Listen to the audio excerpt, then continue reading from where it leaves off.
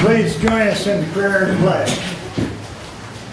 Creator God, we pause before our deliberations today to ask for your guidance over this meeting and our aid with your direction in the affairs of the county. Lord, we thank you for the rain this last week, and we are reminded of times from past years where we have not had the rain, even though it's a little bit less than we would like to see. And so, Lord, we'd ask that you help our producers to have some rainfall on their crops. And thank you again, Lord, for all that you give to us and for your guidance. In your name, amen. Amen. I pledge allegiance to the flag of the United States of America and to the republic for which it stands, one nation, under God, indivisible, with liberty and justice for all.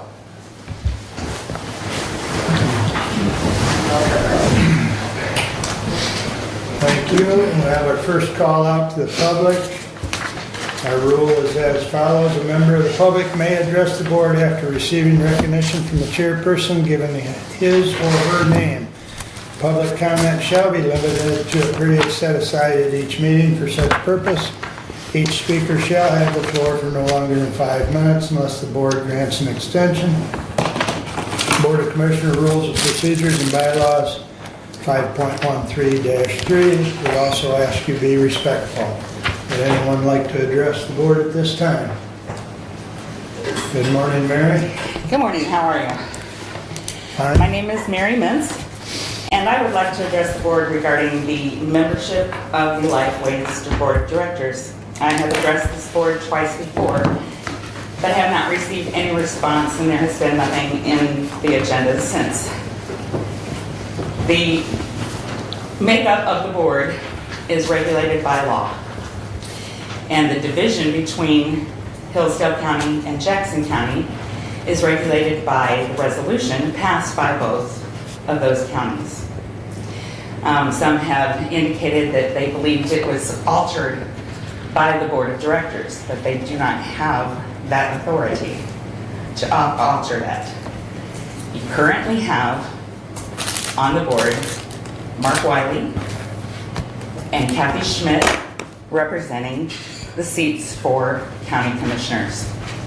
Kathy Schmidt has not been county commissioner for some time now and needs to be replaced with a member of this board. You also have two other people that are on there, Bruce Caswell and Mr. Boner, and it is, I don't know if they qualify for the seats or not, but those two seats have to be occupied by a direct consumer of Lifeways for one of them, and the other one can either be a direct consumer or a family member of a direct consumer. So I would like it very much if this board would please take that up and respond to my statements so that we can get this straightened out. A person should not have to file a lawsuit to get an answer from this commission. Thank you. Would anyone else like to address the board at this time? Good morning, Your Honor. Morning, gentlemen. For those of you that don't know me, I'm Judge Stuyvesant.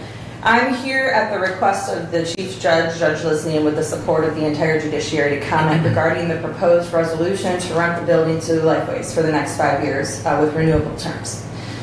Clearly, the judges have been misled by this Board of Commissioners. I verified with the Chief Judge the assurances we have been given that progress would be moving forward on the county building that currently houses Lifeways to renovate that into the future district court. I believe there was a resolution to hire an architect or a planner of some kind to begin that phase. This is shocking because although I have no problem with Lifeways and am in fact the happy recipient through my court of many of their services, you have no constitutional or legal obligation to Lifeways. You do, however, pursuant to the County Board of Commissioners Act 156 of 1851, have an obligation to provide for the courts and a jail, frankly. And here we are. If you vote to extend that lease, unless you are planning on violating their lease in the future, you are leaving the district court without a place to house a functioning branch of the government. Any thought or argument so the public is aware that the district court could even possibly be shoved into the Hillsdale County Courthouse is already moot. We've had the experts come in. We've hired them. We know what space is necessary and what can and cannot be moved around in that historic courthouse. There was a proposal to keep the courts all together in that building that would require an addition to the space. I believe the millions upon millions of dollars actually deterred not this board, but the prior board before you, or the one even before that, from taking that route. The judges have sought legal counsel, and we are prepared to act. This board will be legally responsible for paying all of our attorney's fees and bearing the brunt of a potential lawsuit. Probably the most fiscally irresponsible thing I've seen a board do. We've contacted Scale Administration forthwith. We want a plan and a resolution as to the future of the district court and where it will go. We have less than 3 years to vacate a building that is falling apart around me. I am in the middle of attempting to operate a court that in its current state houses 0 public or handicap accessible bathrooms. We are not ADA compliant. I cannot operate separately from my departments. I have probation walking across the street to use other county office buildings' public bathrooms with urine drug screen cups with offenders to take tests in public bathrooms right now. There's standing room only in my courtroom during hearings. There's no security at all. The fact that you haven't been sued yet for not meeting the essential functions of the court is frankly a miracle.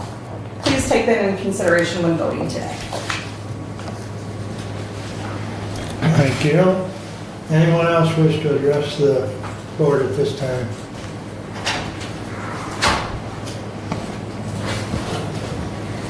Good morning. I think the judge just said, Mark, you've been at this board since I can remember 2010, 12. So I think maybe look at that. The other I got to attend was down here with the aquifer issue or the water. And I was very much intrigued by supposed EPA from Ohio that more or less the way they handled it is kind of telling us that we have to have this measuring on our wells so that we can assure that we are not, draining our water wells. And it's very concerning to listen to it, and I hope that maybe anyone wants to get on it. I think it's called the OMI, and which you should be able to, from the commissioner's side end here, might be able to furnish the film or video of. It might be interesting that we take a note that the system on which they're using these very young individuals want a paycheck, more or less telling us we have to pay for anything that's under the EPA, and then Eagle will follow through. I was very concerned about the dollar amount, and as I do usually, I get concerned, I get a little bit mouthy, and I carried on with what I thought was best to be said. But Mr. Langer was there and present, and I think he caught several different dollar issues.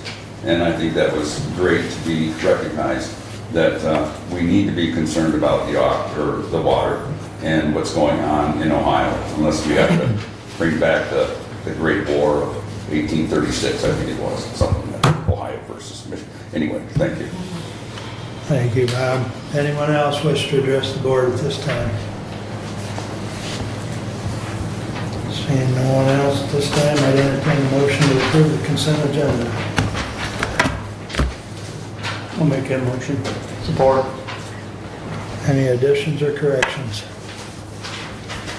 Hearing none, all those in favor signify by saying aye. Aye. Opposed, same sign. Consent agenda is approved. Correspondence is listed in your packet. Any comments on correspondence at this time?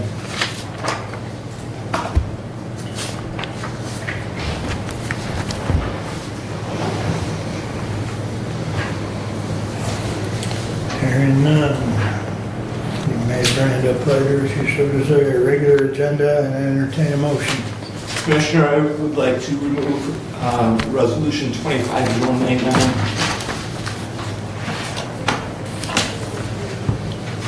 Is that a motion, Commissioner? If it needs to be a motion, I would make a motion, yes. You'd like to remove what? 25099.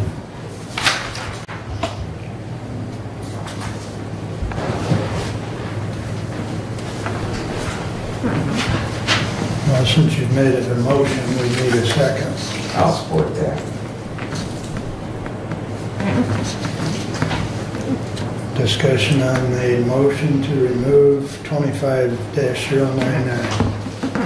It has not gone into the review of the facilities committee, and so it really isn't ready for the Board of Commissioners. Further comment? I believe this is ready for the Board of Commissioners to take action on. Any further comment? Yes, I would like a roll call on the removal of that item from the agenda, please. Go ahead. Commissioner Wiley, No. Commissioner Benzing, Yes. Commissioner Leininger, No. Commissioner Ingles, Yes. Commissioner Collins. No. I would move to approve the agenda as presented. Support. There's been a motion made and supported to approve the agenda as presented. Further discussion? Just that I do not approve the resolution that just failed is not ready for Board of Commissioners, regardless of what Commissioner Langer says. Duly noted. Further comments before we vote on the agenda as presented? All in favor of the agenda as presented, signify by saying aye. Aye. Aye. Aye. Opposed? Aye. Aye. The agenda passes 3-2. Might as well have done a roll call with that one. All right. Our first item on standing order this morning is our report from the Senior Center. Good morning, Maggie. Good morning. Pleasure to be here. So we've had a lot of community collaboration. Part of what makes the center great is that we have such a great community, staff and volunteers alike. Some organizations that we have worked with since my last quarterly report and continue to work with include American Red Cross, the Hillsdale County Community Foundation, the community with the Spring Appeal efforts, Hillsdale Area Career Center, Lifeline Screening, Jonesville Lions Club and Jonesville Boy Scouts, and Hillsdale United Brethren Church, as well as Cottage Inn. Our American Red Cross blood drives continue quarterly.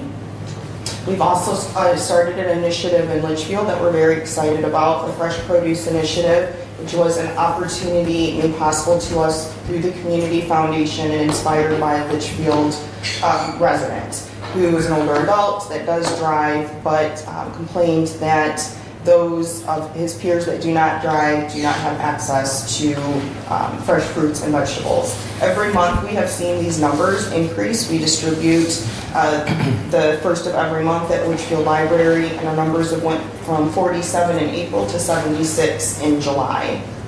Some of the comments that we've received are very fresh, more fruit, just so thankful for this help, easy to pick up and very fresh, great portions, keep it going if you can.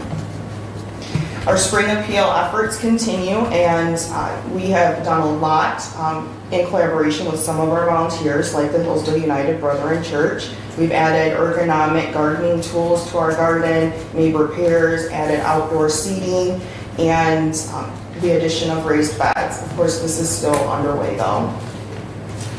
The center participated in the annual Hillsdale Area Career Center Job Fair and proudly was honored to accept the Employee Partner of the Year Award for initiatives involving the HAC students and intergenerational opportunities.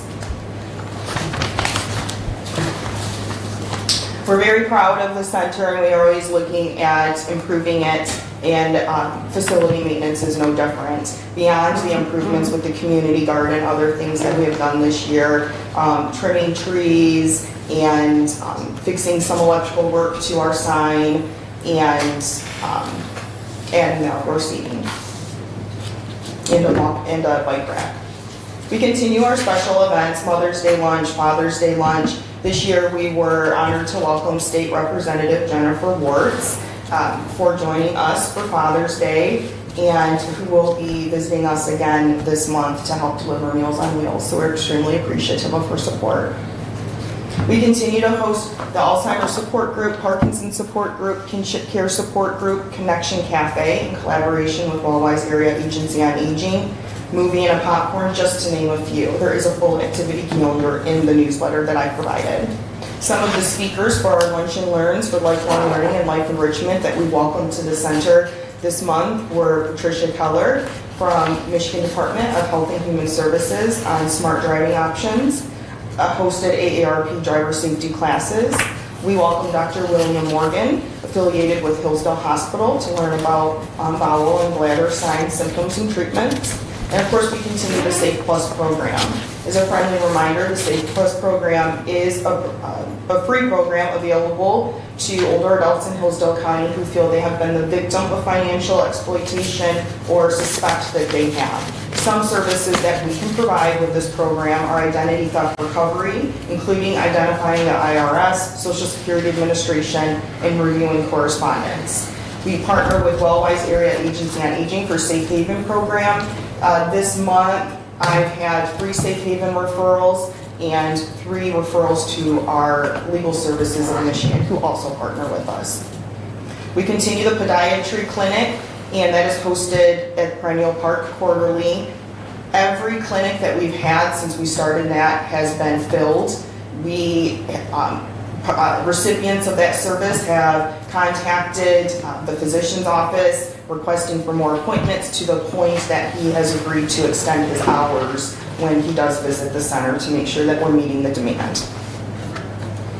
Fitness center continues to boom. We have over 300 active members right now, instituted a new yoga program, and as you can see from your report, we did replace the last Age New Step with the help from the Hillsdale County Community Foundation. Just a reminder, our Legacy Club, or our adult daycare program, is open, and we are accepting new clients. This is a program that's designed to keep anyone that has physical or cognitive disabilities and would be safer with 24/7 supervision, can qualify for our adult daycare services. And just as a reminder, we do partner with the Veterans Administration as a covered service for that benefit. I'd be happy to answer any questions you have. Maggie, who's the podiatrist? Dr. White. Dr. White. Okay. Yep. He's relatively new in town, isn't he? No, he's actually from Coldwater. Oh, he's from Coldwater. Yes, Okay. unfortunately, in our pursuit of trying to find a podiatrist, we did not have any local options that were either interested or available. Okay. I can't think of her name, the podiatrist, but she retired.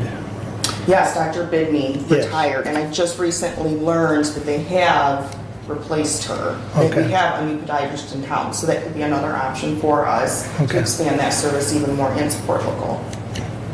Thank you. You're welcome. Movie night. How current are the movies? So we play a great variety. We've had Sully. I'm trying to remember all the movies that we've had. You know, they could probably play movies from the 50s and it would be new for a minute.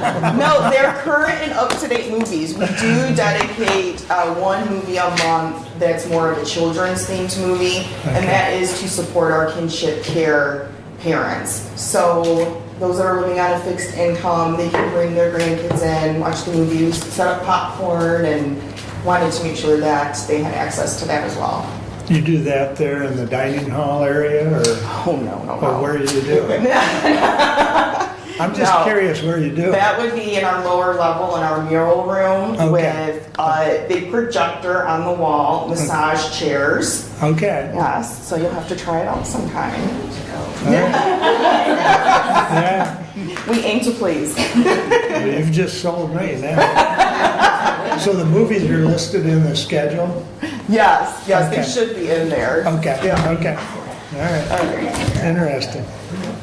If three of you go, I'll have to go too. Okay. Anything else? Any other questions for me? Thank you for your time. I think it's Dan's turn then. Well, I'm here to talk about the boring stuff, I guess. You got our year-to-date in your packages, our financial statements.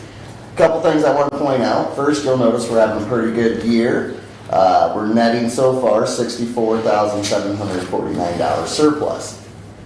Now, with that said, that sounds great and amazing, but we got a lot of things coming up that we're going to have to really budget for and expense for.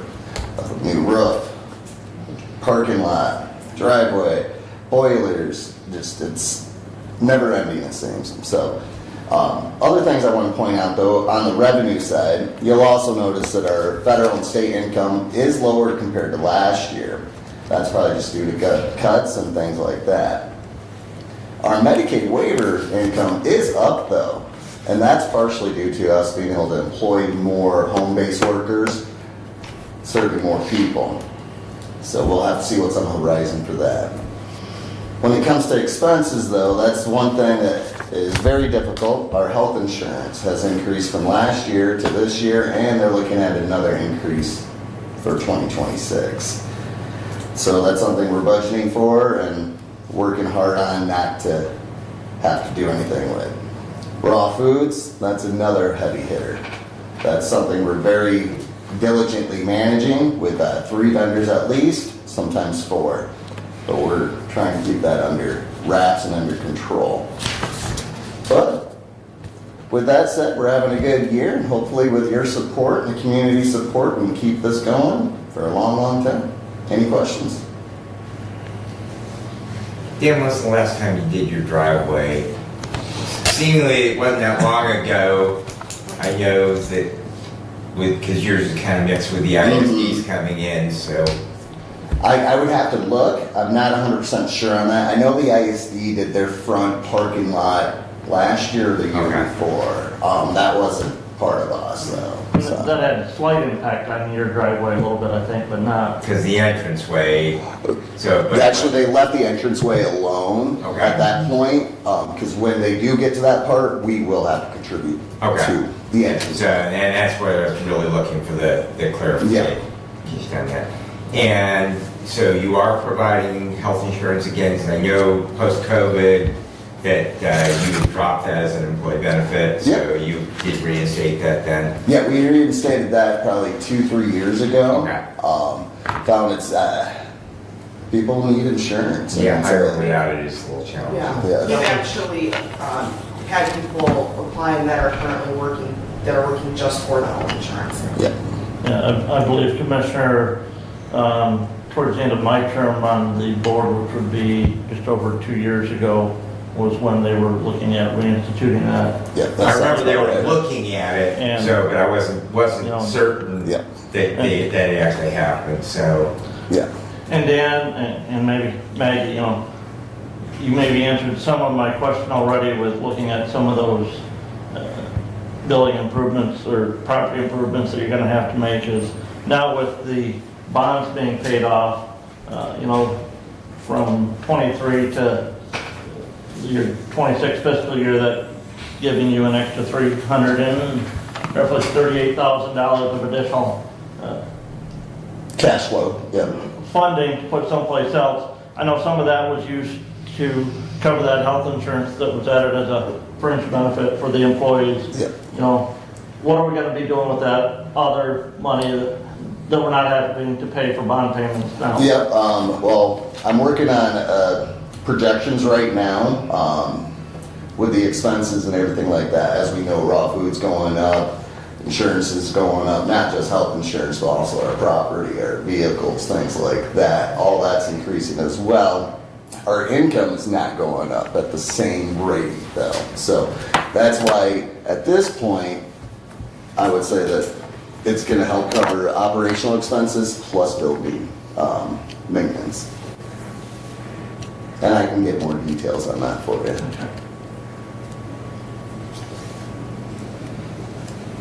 Anything else? I guess you get off easy today. I know later on we've got the resolution to authorize the signing of Yes. that quitclaim deed. Have you been in contact with Michigan Gas to get that switched over? I have not yet, no. So, we still need to do the research and find out. Well, I would say is, then after that deed is signed and recorded, it's no longer county property, so I'm not sure the county can continue to receive the bill on that, so. Okay, I'll check into that. May I ask a question? Are there any other businesses that are in that co-op that currently cannot have contracts with the county? Or not contracts, but Bonds. bonds? To my knowledge, no. The only other, the only buildings that are in that are the county buildings. Okay, thank you. If we do end up switching, on the point of increased expenses, last time we did research on it, it would have increased our gas and utilities expenses quite a bit. So the importance of the 300,000 would help with that as well. Okay. Anything else? All right, All right, well, thank you guys for your time and support. Appreciate you all. thank you. All right. Sue hiding behind there? Yeah. I can't see her. Good morning. Good morning, commissioners. How are you this morning? Good. I'm Sally Clark. I'm the director of the EDP, and I just wanted to say thank you for allowing us to speak today, and I wanted to give you some updates on what we're doing. Many of you know Sue Smith, and you're used to seeing Sue. She's in the process of going to retire. She's working some part-time. You might recognize me from Michigan Works. I was, business services, working on the workforce side, and I joined the other side of the team doing economics. So they are kissing cousins. It's a wonderful place to be, a lot for me to learn. So let's go ahead and get started.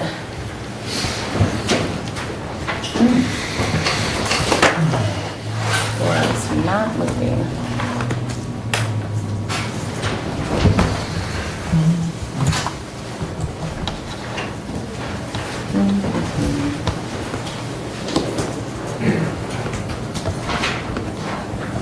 There we go. So the EDP has been asked many times by businesses about wage and benefits. We haven't completed a study since 2019.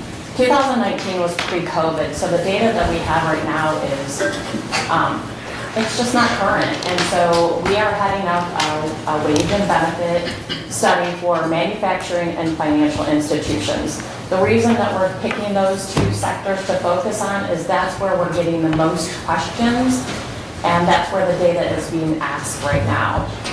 So what's going to happen is we're going to send out a survey. The EDP will send out that survey to the businesses. It will then go to a third party, so confidentiality will be key. We will not see that data. We will not share out the individual data.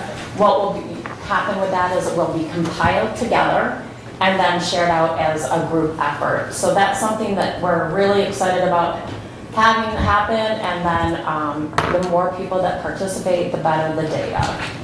The next thing that we're working on is a housing study. Why a housing study at this point? We need some data-driven information about what those gaps are in housing.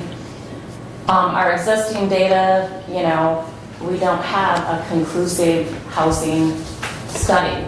I went through and asked many different locations, and no one has one that's current.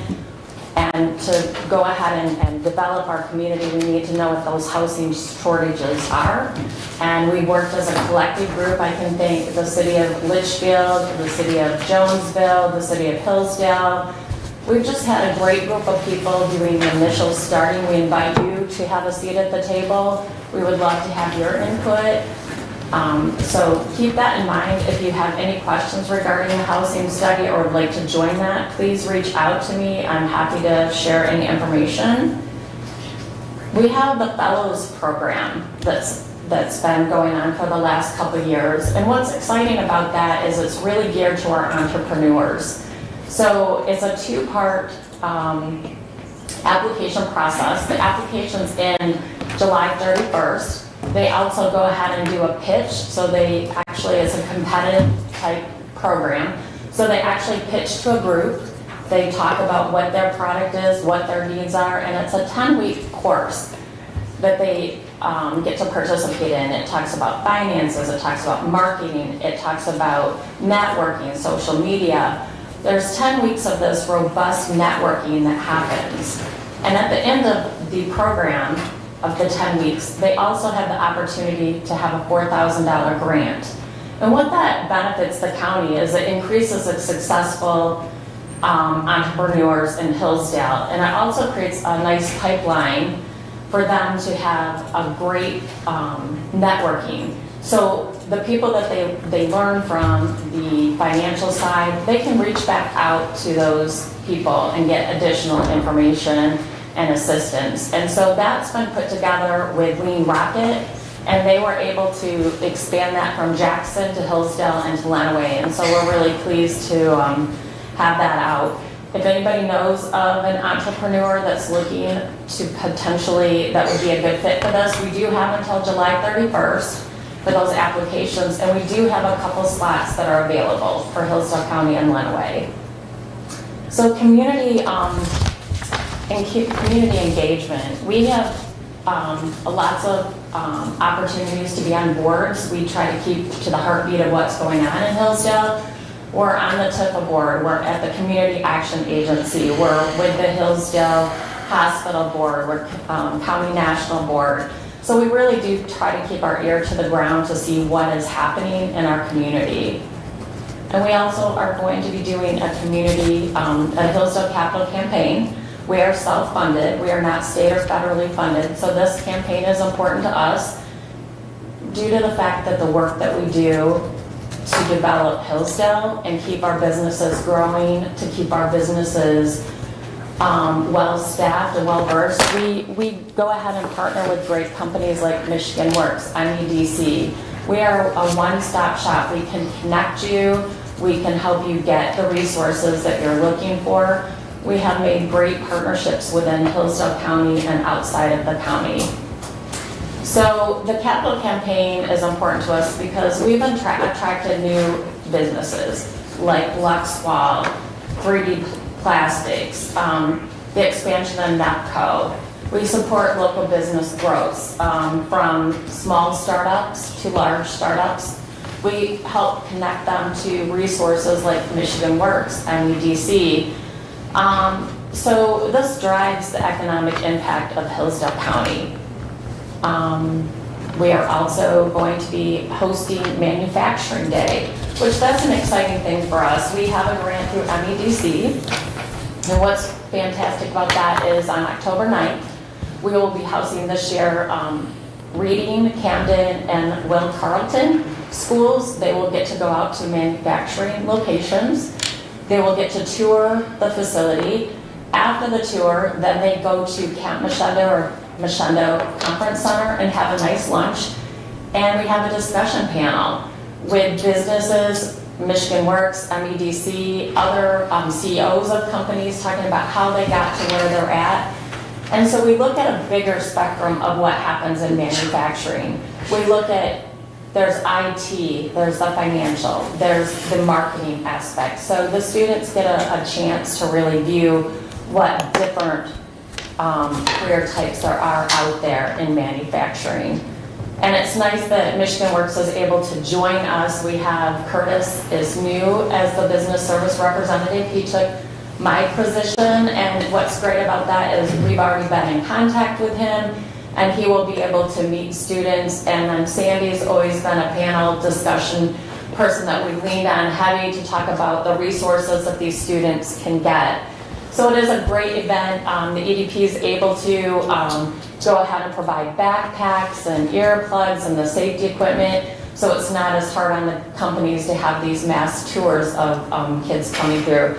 Both the manufacturing centers and the students have enjoyed it in the past. And the discussion panels, we've done team building as well, as we're waiting for groups to come back, and that's been really fun too, where the students tell us about what they've seen at these manufacturing centers and what they were the most amazed about, and then met kids from other schools and team built with them. So that's been a fun event.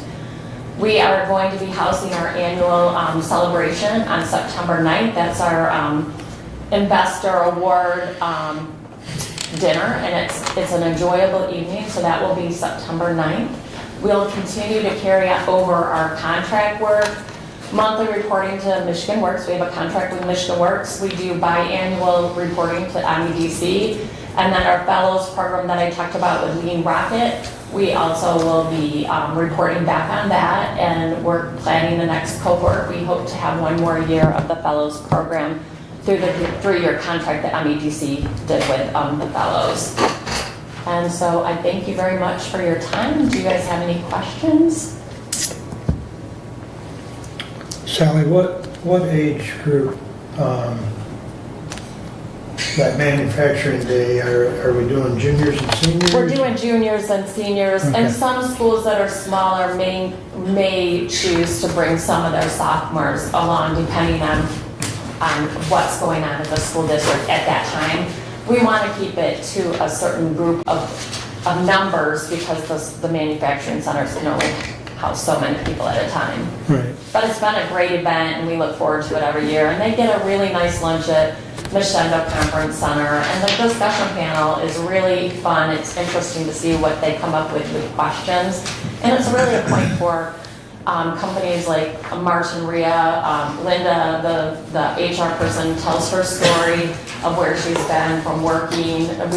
We usually have apprenticeships, apprentices there to talk about their travel, or people that are working through their apprentice. Last year we had a young gentleman from Ross Engineering Design talk about his path and how he's going to Spring Arbor College and also working on this apprenticeship.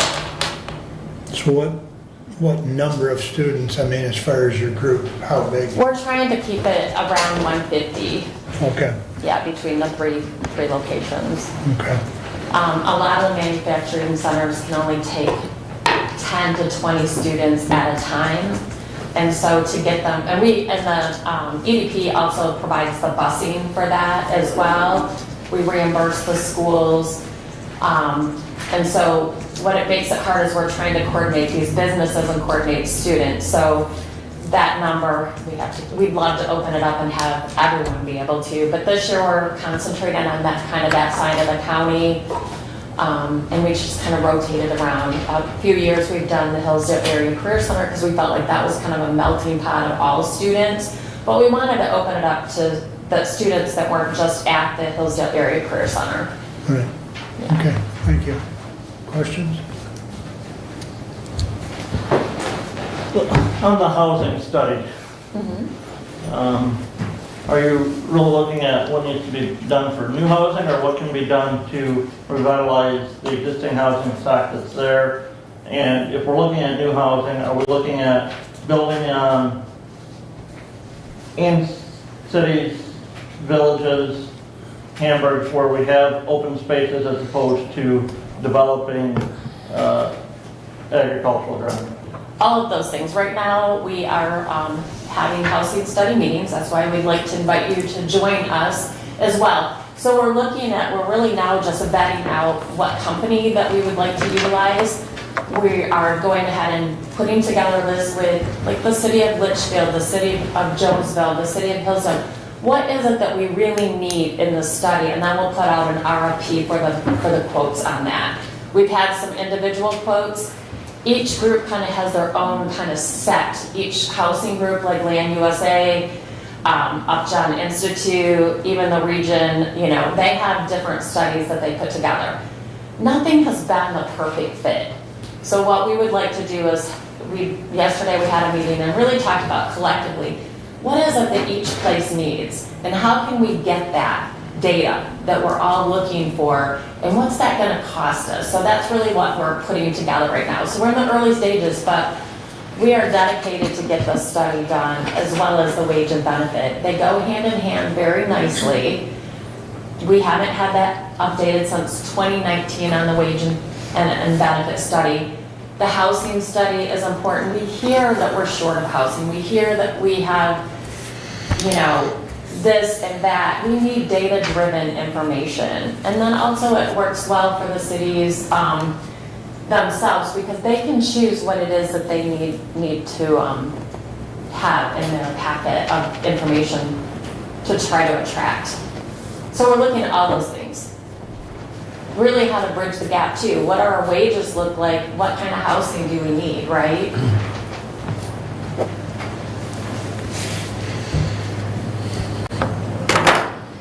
Any other questions? I think we're good. Thank you so much. We'll Appreciate your time. see you next time. All righty. Thank you. Thank you.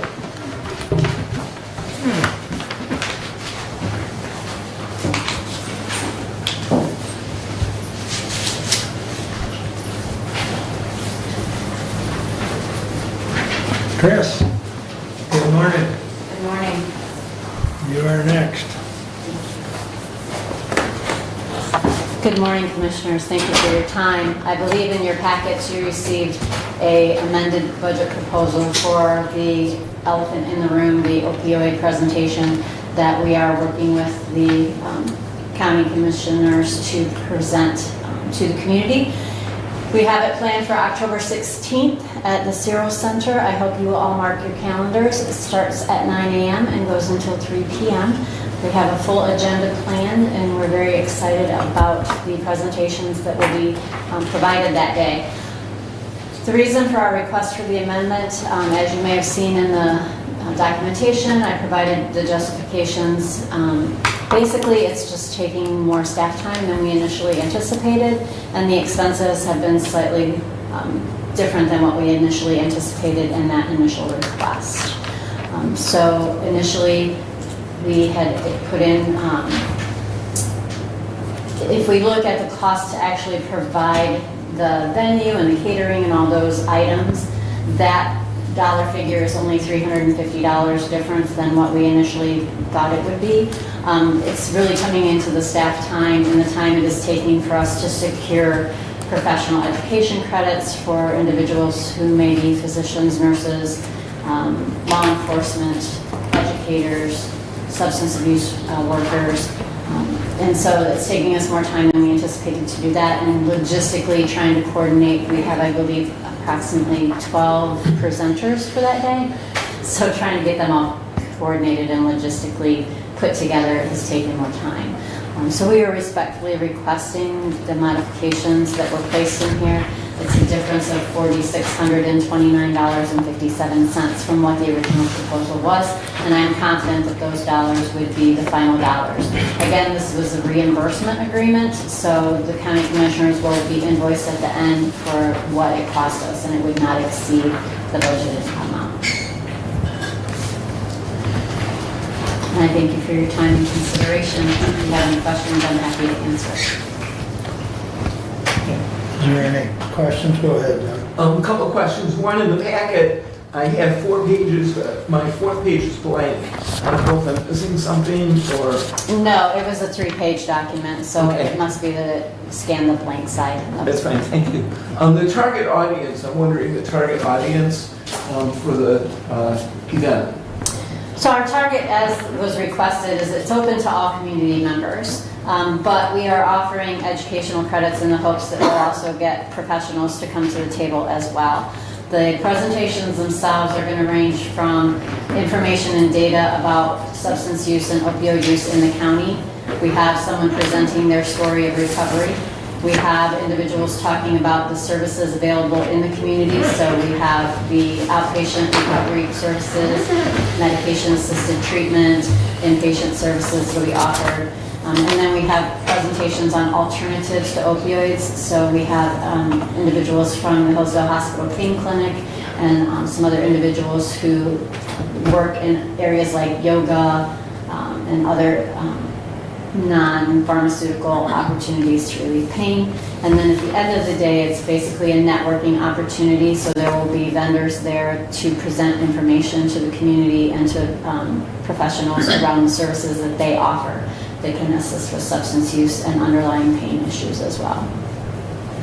And then the other question I have is, did the opioid committee meet and approve the change? Yes. And that's covered in the resolution that we have for that, Commissioner. Thank you, those are the questions. The budget modification was presented to the opioid committee at our meeting on the 11th? Okay. 8th, 9th. 8th. Or, Ninth. excuse me, the The 9th. ninth. Yes, we met on the 8th. We met on the 8th. Committee Board met on the Commissioner 9th. Yeah. Go ahead, Brad. Thank you. Commissioner Weiner, to refresh my memory, what would be the total amount that we are appropriating in opiate fundings, including the initial grant plus this amount? The total amount is 19,430.57 for this proposal. So that's the aggregate amount, including the additional Correct. approximately $4,000 for a program. Yeah, I believe the original amount was 14,801. Thank you. Yeah.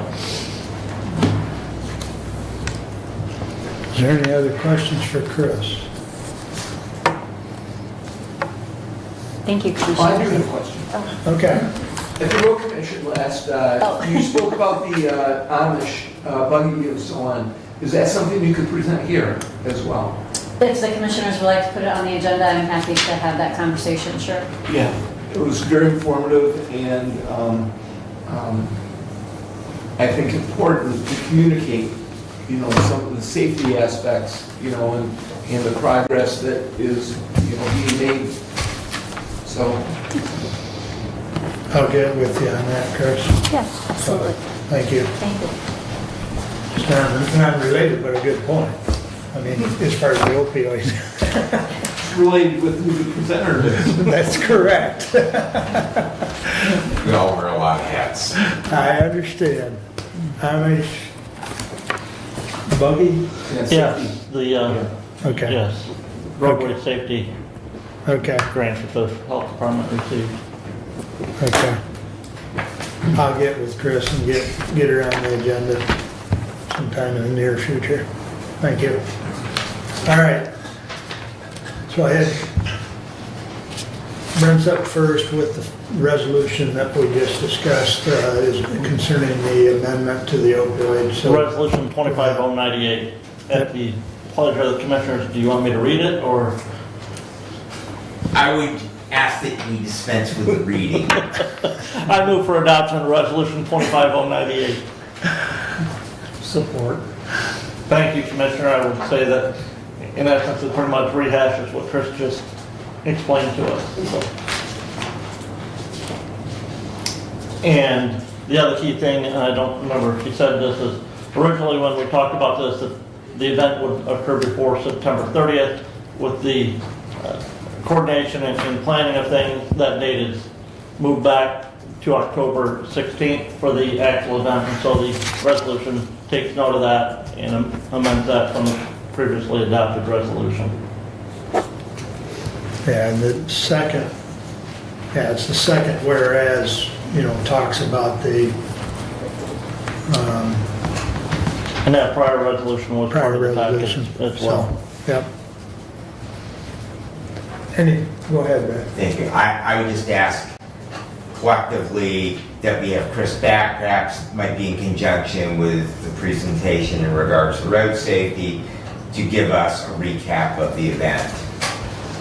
So, After the event? Yeah, after the event, we have, So you can give us like an after-action I'm report? happy to give you an after-action, and if you want that together or separate. whatever works timing wise. I mean, we can get you on for the buggy thing sooner, that's fine, but it would be nice if we could have you back and give us a recap of what bang we got for our buck. Yeah, October's ways away. I'll try and get her two separate Okay. times. I'll work Yeah. it out with her, but yeah, I think an after-action would be great. So, okay. Duly noted. Any other comments or discussion on 25-098? Roll call, please. Commissioner Benzing, Yes. Commissioner Lander, Yes. Commissioner Ingalls, Yes. Commissioner Collins, Yes. Commissioner Wiley. Yes. After 25-098 passes 5-0, please continue. All right. In the packet for your reading pleasure was the MERS 2024 actuarial report. We have that and included it in there. Not sure if we need our representative, Marty Daggett from MERS, to come down and present to the Board of Commissioners this year on that. I guess that I put that in there for us to have a discussion whether we have Marty come and talk about that this year. If we delay a year, not necessarily have her come every year, but that's there. You will, if you have a chance to review that, it does talk about our percent funded in there, and would also notice in there that there is the projection for the increased contribution that we're going to have to make here in the next 5 years to the MERS defined benefit plan for those that were covered or are covered at the Sheriff's Department. So any questions about that? And I guess what your thought is if we think we need Marnie to come so we can have Abe and Commissioner Wiley schedule that. We basically have a plan in place, do we not, as far as for that funding over that time going? Well, again, so we have been setting aside some additional funding and contributing in there, but because of that plan being closed now, that annual contribution amount continues to increase, and it will continue to increase, and there's a bell graph in there as to what that anticipated increase is going to be over the next 15 years. And the plan in place is we have to meet that obligation out of our annual revenues. And is there a problem that we anticipate with meeting that obligation? Well, there's numerous issues that we need to consider as we work to meet that obligation. And we can have that discussion now, or we can have that discussion later when we get to another resolution. If we lose a tenant out of a building, that's $130,000 hit to our annual revenue stream at the county level. That's the amount that we have been budgeting as the extra contribution to that MERS defined benefit plan to try and bring us our funding level up on that and hopefully forestall some of those contributions down the road. If we look at a potential $2 million or more renovation to a building that we don't have the funding to pay for and think that we're going to bond for that, we don't have the revenue capability to pay that bond debt to renovate the Lifeway building. But if there's commissioners that are going to require us to raise the roof and make other modifications to that building, the funding is not there, and so being able to then meet that obligation to the MERS account, that would cause some problems in the budgeting process.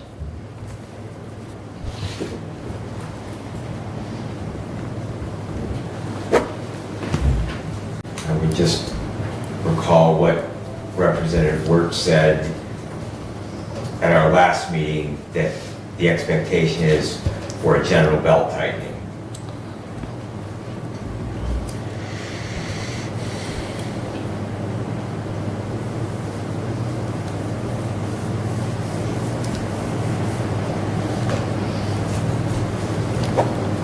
So we got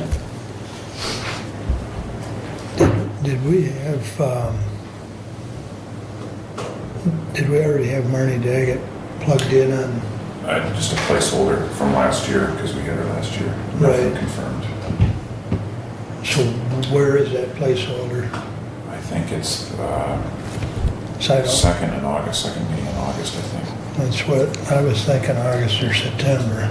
Look. So we do have a placeholder if the board desires her to come down.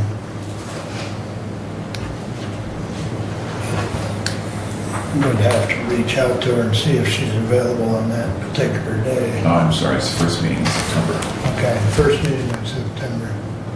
If that's the board's desire to have her come down and give us an update on, you know, how things are going and what's the desire. I wouldn't mind it, because I haven't heard from her yet. Well, and you'll hear from her on Thursday. Okay. Yeah, She'll be at the concerning the health She'll be at department. the health department on Thursday. So for- you get to meet her at least, but, no, we can have her come down. I mean, that's part of her job is to keep us updated and informed as to how things are progressing and if there's any changes to the assumptions and so on. So, Abe and I will reach out to her and make sure she's available on that first meeting in September. So, All right. Incidentally, that'd also be a good meeting for Chris to be at, oh, To talk about the, because there's nothing really else on that. as far as the buggy, Yeah. what day, the first meeting is what day? it'd be the 9th, the 10th. 9th. 9th? How's your calendar look for the 9th to talk to us about the buggies? That's fine, sir. Very good. We got you scheduled. All right, thanks, Chris. We'll get you plugged in. What time? 9:30? What's that? Your pleasure. 9:10 or 9:30 are the typical times. Yeah. Not at 9:30, Chris. All right.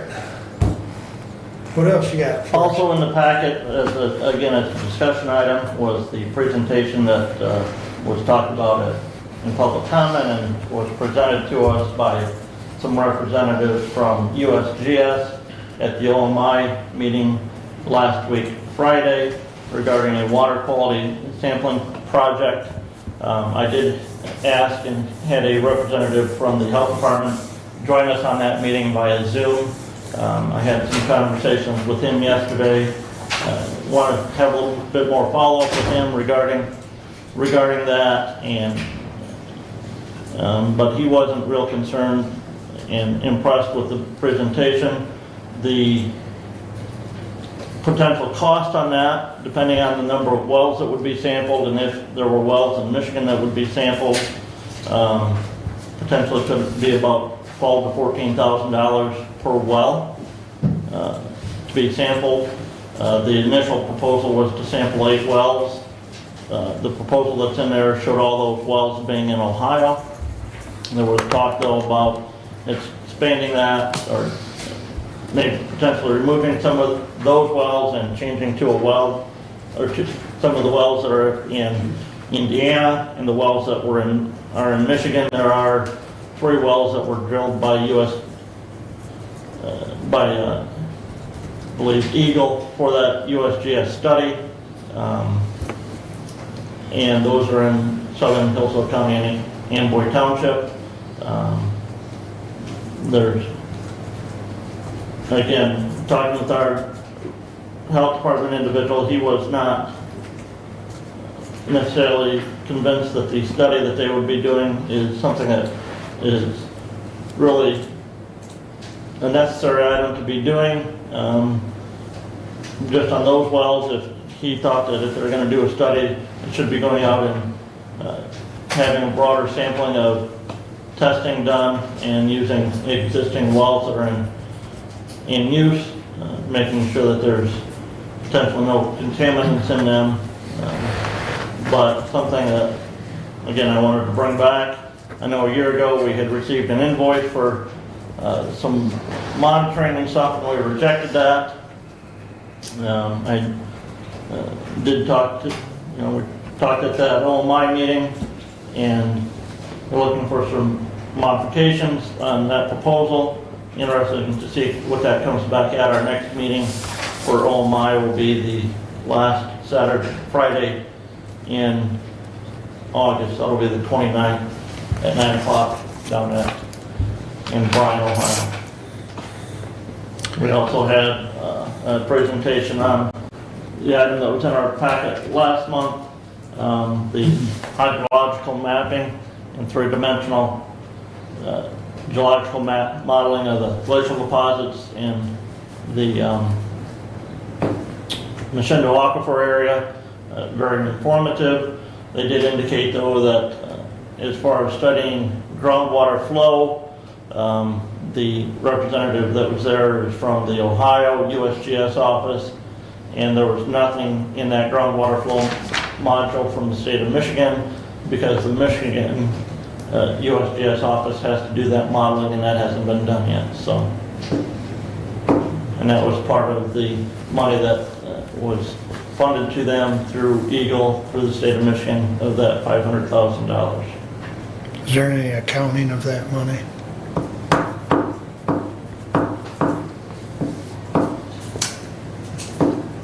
To us, no.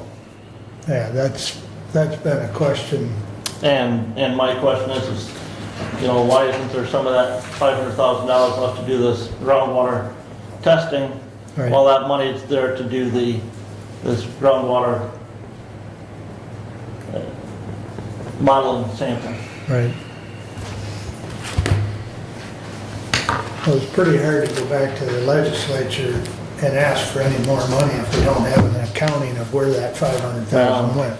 And Commissioner, I would indicate, I would state that in regards to Representative Works, that's more the belt tightening that she's talking about. You know, very little of our funding here at the county comes from the state. We have the statutory revenue sharing.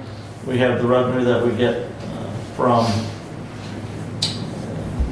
the tobacco and alcohol tax, that's statutory. We have the revenue from the marijuana tax, that's statutory. But the vast majority of our funding used to meet our other obligations is property tax revenue and other fees for service that the county charges.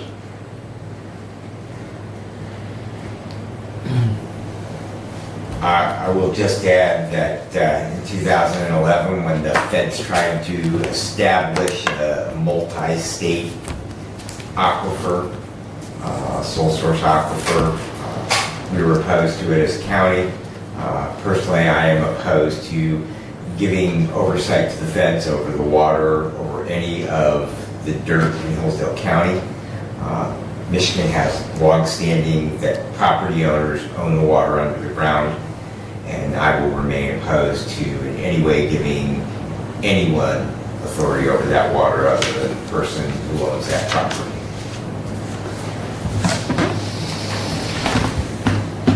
Any further? I do have a few other things, but again, Okay. you know, just regarding that, I told the other members that were there that I would present it. I didn't figure that it would go very far, but it is, you know, a request. And again, after having had that conversation with, I believe, Kyle Moore, is that correct? Kyle's the supervisor, Joe is the director. Yeah, Kyle was on the Teams meeting from the health department. He wasn't really sure that this was the type of testing that would even be beneficial for the health department for public health purposes. So, and if that's the case, then I'm not sure that it's something that we really need to look at investing into. I believe everybody received an email from Aaron in the Drains office yesterday regarding some of those major projects that the Drain Department has been undertaking. As it's been affectionately referred to as Lake Word on the east side of M99, north of Camden Road. Since the Kellogg drainage work has been done on replacing that drain tile south of the cut that's going to need to be made on M99, whether it be through evaporation or through infiltration. Lake Word has gone down a little bit. Commissioner, you mentioned the precipitation last week, and there's not been a whole lot of precipitation in that area of the county this summer. So, We got a blessed half an inch. well, And we were very happy for that half an inch. we didn't, so. We didn't see it either, so you were But- lucky. But yes, they have noticed that though the water has gone down some on the east side of the road, that next contractor is expected, as I indicated, to start work on August 11th. There is no signage up yet regarding that project, or, you know, a lot of times you'll see MDOT put signs up, you know, work beginning on such and such date. Whether they're going to do that there, I don't know. The detour route is a 3-mile detour, east a mile on either Bird or Camden Road to Bird Lake Road, and then back north a mile. So, and he's still hoping that that's, or planning that to be done by November 14th. So, the herring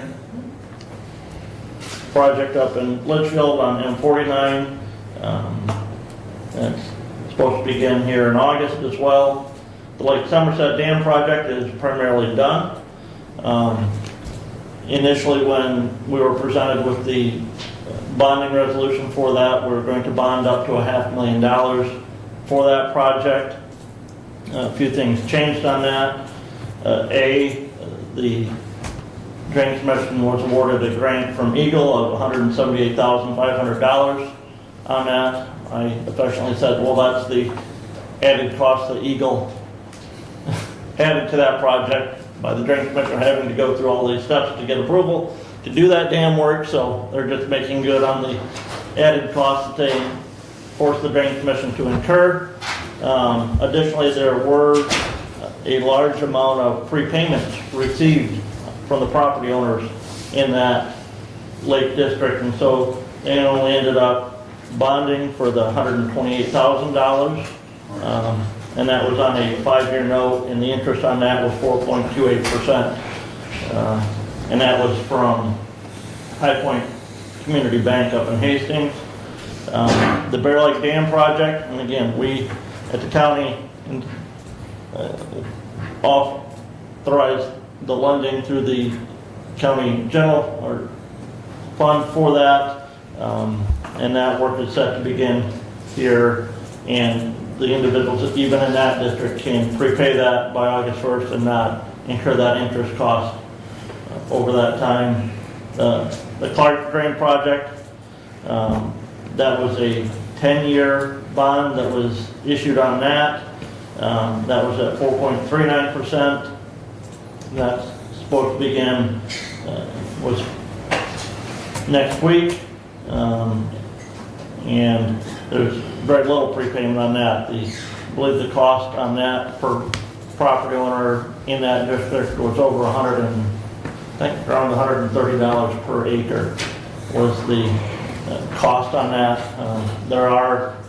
We as the county also received a large county at large assessment on that that we will be paying over the 10 years, as well as the townships affected had a substantial at-large cost. And I was going to comment on that, but that was a topic of discussion in townships this last month of the very large, brings a large assessment that they are going to incur.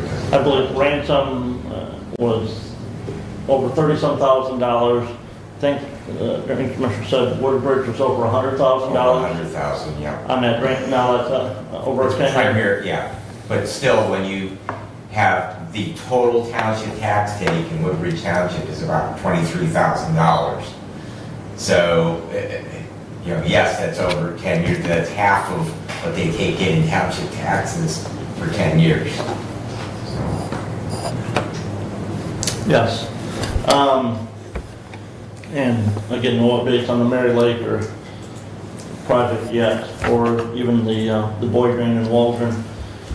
I have Wellwise Service Finance Committee meeting this afternoon, and starting to work on their budget for the next fiscal year that begins in October. and we have Board of Health meeting on Thursday, and at that sorry, Commissioner, I'll make this announcement now.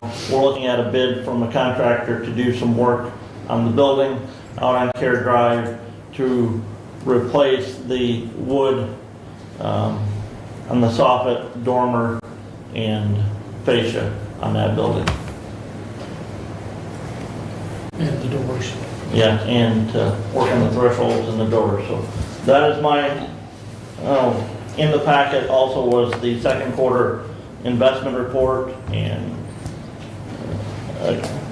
fund balances from Stephanie. So I want to thank her for providing that. I didn't have a correction on that. Okay. So I was gone Friday, and I started this on Thursday, and Derek was gone, so he's the one that makes this report look like this. And there's an error in there. The county road on the third page should be $684,954.19, and then the $687,000 at the bottom should be removed. That's what it removed at for the third quarter. So that total should now be $12,562,571.70. Is that the money market and savings summary or the The investment? investment summary. It was 12,998, correct? Then it amends to, That was the first quarter, correct? And the second quarter should be $12,562,571.70. Okay. And I'm not able to go in there and change that. I tried because it's a pivot table. I'm not versed on pivot tables, so anyhow, that's the correction there. I don't know if you want me to read everything else for the record or, No. okay.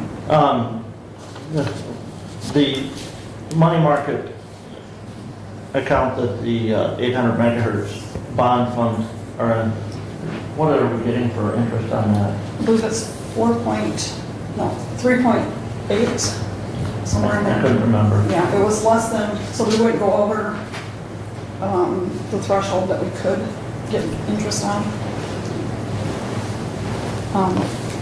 Yeah, so that's, you see that on the money market savings summary, but the interest that we're earning on that is not reported there, so. Well, it should be reported, it's reported, it's just because we've spent money that it's less. Yeah. So. And I want to bring that up too. My understanding on that, payments were all going to be ACH because I never ordered checks. I understand there was a bill out there that got cut out of the general fund, and that's not how it is to be done because it's not general fund money. It's its own checking account. Yeah, that I don't know. I guess I would have to. That was the way I understood that we were just doing ACH payments, not knowing that this. Yeah, unless that was one of the payments that were made last year that were credited to that account early. And how, that's kind of an issue right now with that. If we need checks, I need to order them. Yeah, we shouldn't need, to me, I don't think we need checks on that, so. No, and if it was spent on general fund, it needs to be reimbursed. Yeah. Well, That can be we done have by to make a journal entry. Yeah, yeah, Right, It's just right, cleaner if we do it from that account. yeah. right. Okay, thank you, Stephanie. That is my report.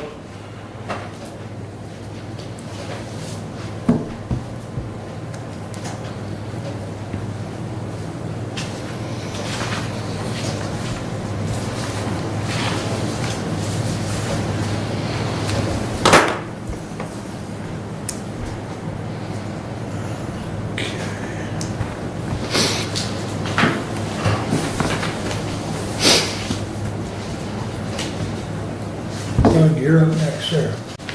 Looks like you were cooking on something. What have you got? I had a question and then I should have wrote it down. So, that's why I was hesitating. Maybe it'll come back. I didn't want to interrupt. You're up, sir. Thank you. I have a Materials Management Committee meeting scheduled for Thursday, July 31, from 6 to 7:30 p.m. here at the County Office Building Conference Room. Maybe if we could get a notice on that, I think that one is noticed. just to confirm. Commissioner, I would ask a question on that. Yeah. If that's a standing committee, just like any board, when you first met, did you approve your committee, your meeting dates for the year? Not consistent due to members' other commitments, so we actually go month to month with those meetings. Okay. So, and we have missed at least one of the months due to no action. And so we can schedule those meetings at each meeting. Okay. And again, because it is a new committee, the members are still new at trying to put these schedules together and have not locked it in their calendar. So July 31 is the next scheduled meeting. I do have an update today from DMCI on the rural fiber for summer 2025. As of mid-July 2025, DMCI has bored over 110 miles of fiber in the following areas of Hillsdale County, currently serving over 1,500 homes and households and growing. Those would be in the village of Allen, village of Frontier, village of Cambria, village of Montgomery, Cambria Township, Jefferson Township, Hillsdale Township, Reading Township, Camden Township, and City of Reading. DMCI is working on expanding their fiber network in the following areas of Hillsdale County, including the village of Camden, Amboy Township, Woodbridge Township, and Adams Township. What this means for rural Hillsdale County residents in those areas is increased download and upload speed up to 2 gigabytes. Also more affordable high-speed internet with fiber packages starting under $60 a month with no contract or installation fees. And we do have a representative here today from the MCI if you have any questions.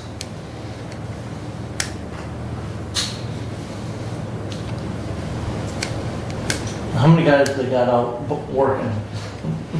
If you could come to the podium, please. Yeah. This is Adam Stockberg, representative from DMCI. Hello, gentlemen. Yeah, we've got several crews out, so I could give you a pretty rough estimate about 40 people out working, boring right now. I see your trucks out all over the place all the time. Yeah, we just finished the village of Montgomery and some of the outskirts there. Right now, this week we're working on the work order, which is Steenberg Road, South Hillsdale Road, Steenberg Road, East Bear Lake Road, Card Road, then down Reading Road to Huff Road, Doty Road, Roseville Road. So we're touching those last mile places that have not had access in the past. Any issues as far as working with the Drain Commission, making sure we're not impacting any of those county drains adversely? I mean, we work really closely with Mystic to ensure that, I'm not sure, that's not my department. I'm sure you'd hear about it if there was any issues though, but I can get that information for you if you'd like, Brent. I know Rob was here, I think, January, February, talking about the bead grant application. Was DMCI awarded anything for that bead grant? So, as what is typical with the feds in the state, they have significantly changed the guidelines to bead application. So it was very fiber-centric. And some of the big boys, when I say big boys, I won't name the companies, but you guys know who I'm talking about, some of the big service providers. Boots on the ground, fiber installation is kind of a tough deal for them because they're so huge companies. So that they were upset that wireless wasn't included so much in the BEAD grant. So they've gone back now and completely changed the guidelines of it and added wireless into it. So there's some hiccups with the BEAD grant, but we're encouraged by it. And we're also working on, due to the BEAD grant, we're also working on upgrading our wireless network for people that aren't able. I mean, we're a small company. We're doing fiber as quick as we can, but we've got as many wireless customers as fiber customers, so we're also working on upgrading all of our wireless. Any more questions, gentlemen? If you, just a comment, Adam, I mean, we've been supportive, we've done letters of support. Thank you guys for And, you know, those of you who wrote letters of support for us. and We if you need appreciate it very anything in much. the future, please reach out, you know. Very good. Thank you, Chairman. Okay, thank you. All right, thank you, guys. From the City of Hillsdale Council meeting last night, there are a couple of items. One is a community block party is scheduled for Saturday, August 23rd. There will be a Howell Street closure. The time on that is from 4 to 11 p.m. And that is to promote local business and introduce new college families to Hillsdale, a community block party to be held in the courthouse square.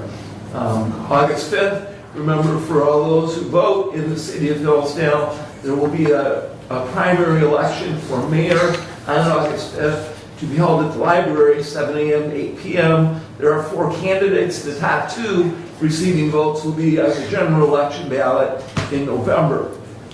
And then Tuesdays in the park at Mrs. Stocks Park is the summer concert series. You can bring blankets and lawn chairs. They have a different schedule that goes each scheduled Tuesday in the park at Mrs. Stocks Park. From Hillsdale Township, there will be a blood drive upcoming on July 31. They are meeting as well with the library board regarding their township contract, and MTA meetings will resume. Details to be announced, scheduled start up again for those MTA county meetings will begin in September, hopefully. From the Parks Committee, they did approve the purchase of a new mower at $6,400. They discussed replacing items at Hemlock Lake Park, which will be requested in the 2026 budget. Items such as new picnic table, new grill, new roof on their pavilion. Currently, they're doing minor items as possible, and they are seeking volunteer assistance. If you have a group that would like to volunteer at the parks, please do contact the Parks Committee. From the roads, we did have a presentation from Chris Dewey, and it was a presentation on the safety grant, which we'll be talking about regarding the raising awareness to drivers of motorized vehicles, in particular for the Amish buggies, with the goal of reducing accidents with the buggies. From the manager's report, the summer projects are in full swing. It includes road, bridges, and culverts. We've discussed the closure of M99 for repair of the stump drain that's upcoming, with detours as well. Road Commission did discuss possibility for new county maps. That's something that hasn't been done in a while, and so we may be looking forward to new county maps. Currently, the crews are working on paving project overlays. First round of scraping and brine is complete. 6 townships will have second round. They are bidding for new fuel pumps at the Road Commission. Of note, Bibbins Road has been abandoned. It's been burned with signs added, and that's for Stoneco and their operations that they have. Saturday, August 2nd, is Touch a Truck at the fairgrounds, and the next road and parks meeting will be held July 31. That is a change in their schedule. It's being bumped back to other meetings that are happening. Commissioner Wiley and myself have a meeting with Judges Listy and Stuyvesant tomorrow to discuss progress in moving District Court to 25 Care Drive. And that completes my update for now. If you have any questions, please ask.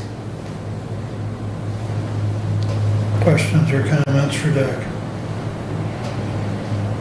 I did remember now what I was going to say. But I was going to make the comment that I'm sure Abe can add in the report that Matt sent to us, since it was discussed. Were you copied on that? Aaron said I'll forward it to the Okay. clerk for inclusion. Because that was a pretty pretty good report that Matt sent to us. I mean, pretty detailed. Right, I did read that at council last night, just for general information for, the driving and so on and so forth. M99 will be closed, will be very inconvenient, but it's something that will be better in the long run, so. Yeah. But I think with the extensive discussion that Brent went down through, he'll forward that to Abe and make it, so that it's viewable publicly. Because I think Matt did a wonderful job on that report. So, all right. Anything else for Doug? Kevin, your turn.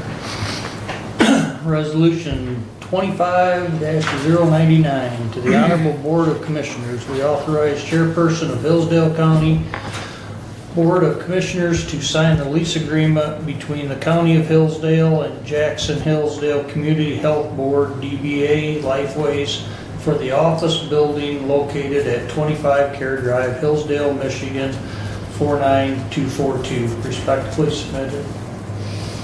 And I will make that motion. And I will support it. Discussion on 25-099. Brad, go ahead. So I'm going to speak in opposition to this resolution. First of all, this did not go through facilities. Our facilities director was not involved in it. Our facilities committee was not involved in it. Last meeting, we heard that Lifeways had referred the lease that we had, or the facilities committee had referred that to legal counsel for review. I'm curious if this lease has gone through Lifeways Facilities Committee and also then appropriately been reviewed by their legal counsel, because the one that we had seen previously that we declined to approve. Beyond that, Lifeways has told us for the last several years that the current building is inadequate, it's not big enough. Now we're looking at signing an additional 5-year with 2 5-year extensions for a total of 15 years. Suddenly the building is evidently adequate for their needs. But the real crux of the issue here is we sold the building for a district court. We don't have any other place for it to go except into that building. We spent a month or so ago $120,000 for an architectural firm to design construction and engineering drawings for that building to put our district court in. And while those drawings won't change any, whether it's next year or 5 years or 15 years from now, because the building will be inherently the same, the problem is we don't have a place for our district court if we lease the building to Lifeways for another 5 years. We've spoken over and over and over again about the need to expedite the exit from that building so we can begin remodeling to get our district court into it. We know we can't stay where we're at. We might be able to stay beyond the deadline that we have right now, but we've been told by the property manager there that if we do that, it will be at commercial rent rates. So we've heard that we're going to lose income from that building. We've known we're going to lose income from that building, but we knew we were going to have to find a place for our district court as well. And there was never any consideration when we made the decision to sell the building that they're housed in. So yes, we'll lose income from renting that building, but we're going to have to rent a space or buy a space for district court to go into if we don't have that building moved to. So I'm just flummoxed by the fact that we would come back on Friday of last week with a proposal to lease the building for up to 15 years, which is contrary to every discussion that we've had in this room for the last year in regards to the purpose of that building. And I will be voting against this resolution as presented. Go ahead, Brent. Commissioner, I would say that the action that you took at our last meeting was contrary to action that we took previously by this Board of Commissioners. At April 9th, 2024, Commissioner Ingalls made a motion, and you seconded the motion and then voted for it, to send a letter to Lifeways that said, A, we're not going to sell you the building. B, you can't build on 50 Care Drive. And that we would provide funding through a bond for Lifeways to build a new building. But yet at last meeting, we had the opportunity to approve a resolution to provide a bond funding for Lifeways to build a new building.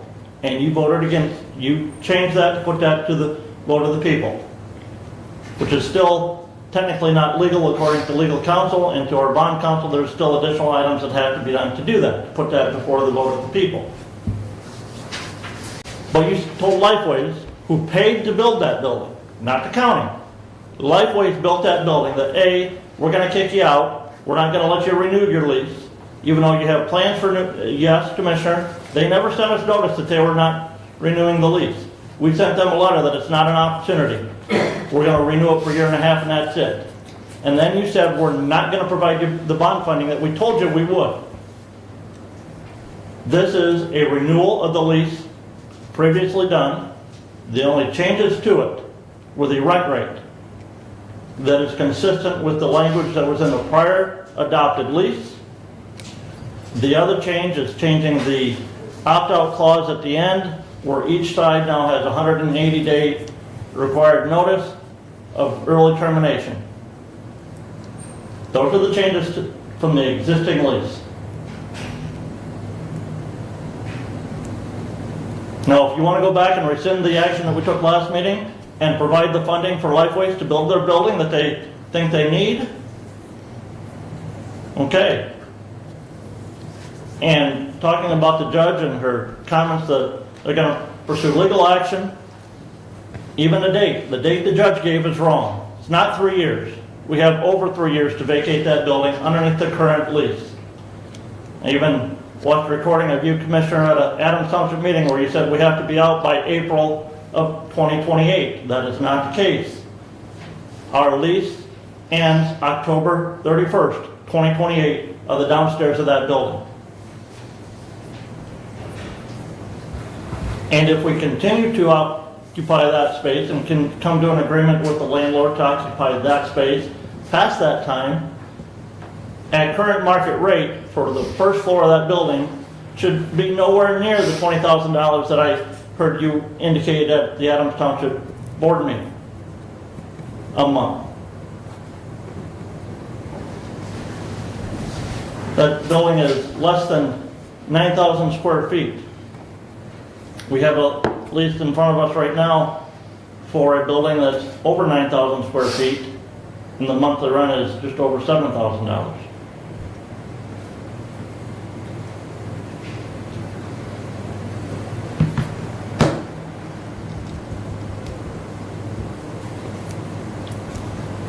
Further comments? Yes, I do. Commissioner, recollection of the process with 25 Care Drive is faulty. Lifeways came to the Board of Commissioners through our department head and indicated that their space no longer met the requirements. During the course of the conversation with the department head, it was proposed to build an addition to that building.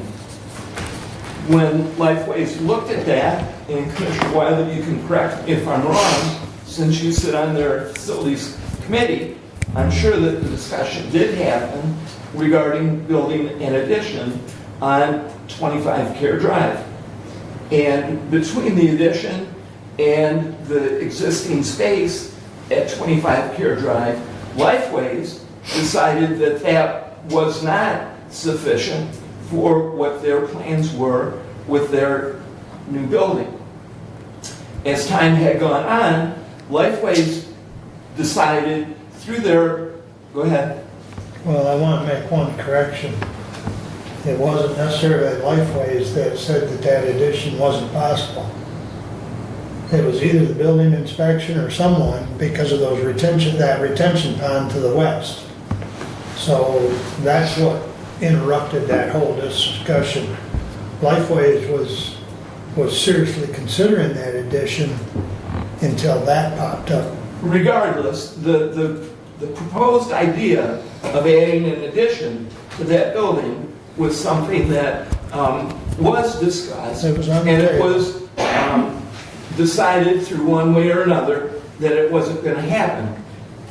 It was also discussed, if I recall properly, that Lifeways determined that they needed 28,000 square feet, which is where the new building idea came from. All along, as we went through this conversation, 25 Care Drive that lease was not going to be renewed because of the move to the new building. That's where the letter came in to add a year plus at that time 6 months in order to give enough time for Lifeways to do their architect's drawing, get their plan approved through the City of Hillsdale Planning Commission, which did happen, so that they could go forward with building their building. In the course of doing all of that, it was very clear for an extended period of time that 25 Care Drive was going to be vacated by Lifeways. That's where the proposed move of District Court to 25 Care Drive came from in the first place. That Lifeways, on their own, was going to move, not that the commissioners were going to kick them out, as you say. This plan we've been working on and planning the move of District Court to 25 Care Drive for an extended period of time. This lease that you presented that I saw on Friday after 5:30 was unexpected and out of the blue. This should not have been unexpected and out of the blue because we talked about this coming back at the last meeting. This lease that is being proposed is unexpected and out of the blue. What we had talked about at our last meeting, and please do correct me if I'm wrong, was the lease that Mary Beth had signed going to the Lifeways attorney. After going to the Lifeways attorney, then we expected something to come forward. This lease, as presented, was not brought through the Facilities Committee. This lease, as presented, was independently done by a commissioner that took it upon himself to write a lease to his terms.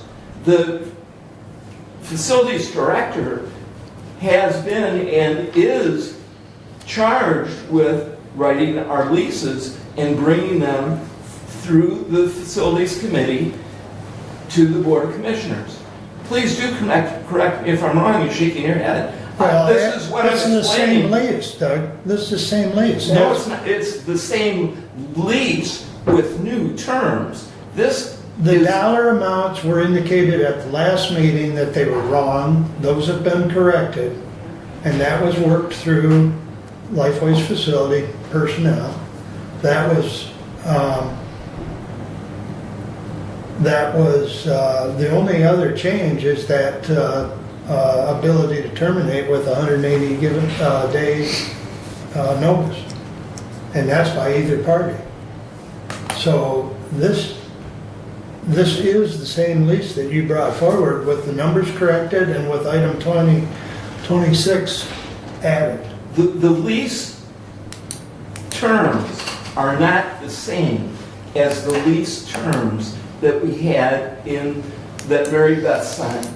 Okay? The lease term of 5 years, quite frankly, is an embarrassment to me as a commissioner who has been on the Facilities Committee working towards finding resolution to our courts since the beginning of my term 4 years ago. And the 5-year lease is not acceptable. This is the planned location for district court. Over $100,000 has been approved for architect drawing and engineering, which is in process. Preliminary drawings will be seen soon. The option to terminate was changed from 60 to 180 days. That's true. The CAM has not been addressed. The CAM was set 5 years ago, and in negotiations, the department head does plan on addressing the CAM rate. If the CAM rate, which was set 5 years ago, goes for the next 5 years, that's 10 years with no change. This lease, as presented, is not ready for the Board of Commissioners. I move to refer this lease to the Facilities Committee. I'll support that.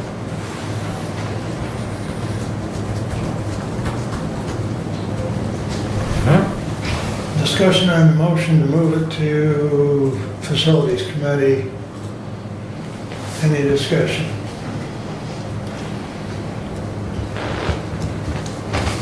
Roll call please on the motion to move. Commissioner Reiner, No. Commissioner Ingles, Yes. Commissioner Collins, Yes. Commissioner Wiley, No. Commissioner Benzing. Yes.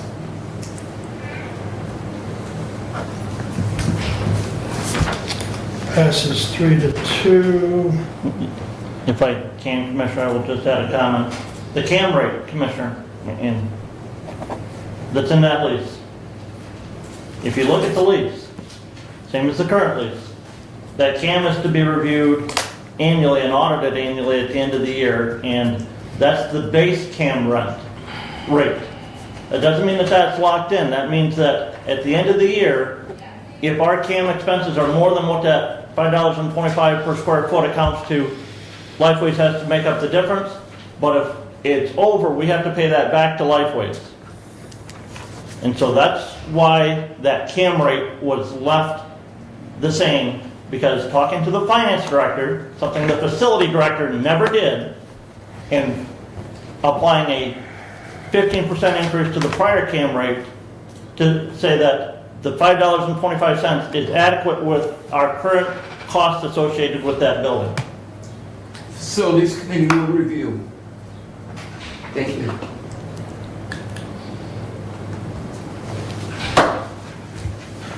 Okay. Next, Kevin. Resolution 25101 to the Honorable Board of Commissioners. Whereas on July 28, 2005, with Resolution 05059, Hillsdale County Board of Commissioners entered into a lease agreement with the Hillsdale County Senior Service Center Incorporated. And whereas last amendment and reinstatement of the lease agreement was entered into effective January 1st, 2023, and whereas the agreements entered into between the county and the center require the county to convey interest in real property as outlined in the 2005 Lease Exhibit A back to the Hillsdale County Senior Center Incorporated upon the bonds being paid in full, and whereas the county treasurer has notified the Board of Commissioners that the bonds for the senior center project have been paid in full. Now therefore it is resolved that the Hillsdale County Board of Commissioners authorize Chairman Mark Wiley to sign the quitclaim deed and transfer the property to Hillsdale County Service Centers Incorporated. Respectfully submitted. Support. Moved and supported. Comments? Congratulations. We got a vote, yeah. Nope, just congratulations on paying off their bond.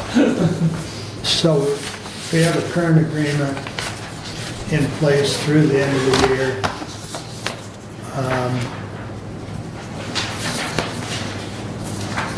Kevin and I met with Maggie and Dan to discuss that that agreement. I guess the question that's come up in my mind is, do we really need, going forward, and I guess I'm throwing this out for discussion Commissioner, I because would say that's not germane to the motion at hand. you don't think it is? No. I'll bring it up afterwards then. Okay. Thank you. Because you know where I was headed.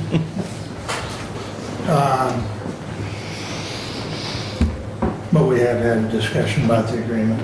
That's relative, but anyways. Is there any discussion on the? Just a note, if you went back and you looked at the 2005 agreement, that was a lease, and that 2005 lease agreement says that, that has been amended and changed since then. That lease agreement said that when the property was deeded back, the agreement ended. Well, our most recent agreement with the center is a contract for service and the lease in combination, and that contract for service continues even though the lease portion is terminated because of that bond being paid off and us transferring the property back, so. And I would just echo, Commissioner, that we really are two separate things which are now in one document. And that is that we have a contract for services because we are buying a service that the senior center is acting as our county area or our county agency on aging. And we also have the agreement as part of that to lease them a building that we technically own. And so, yes, we do need a new agreement that will end at the end of this year, but the provision in regards to the lease, as Commissioner Leininger has referred back to that original resolution from 2005, they have now satisfied that obligation. Mm-hmm. So our obligation is to sign off on the deed. So, in essence, what you're saying is the lease language would no longer be needed in the new agreement. Correct. Because it'd be a contract for services. Right. Okay. Any further comment? Roll call, please. Commissioner Ingles, Yes. Commissioner Collins. Yes. Commissioner Wiley, Yes. Commissioner Benson, Yes. Commissioner Leininger. Yes. Resolution passes 5-0. I will now finish my thoughts and ask if the board has an opinion or opinion, I guess.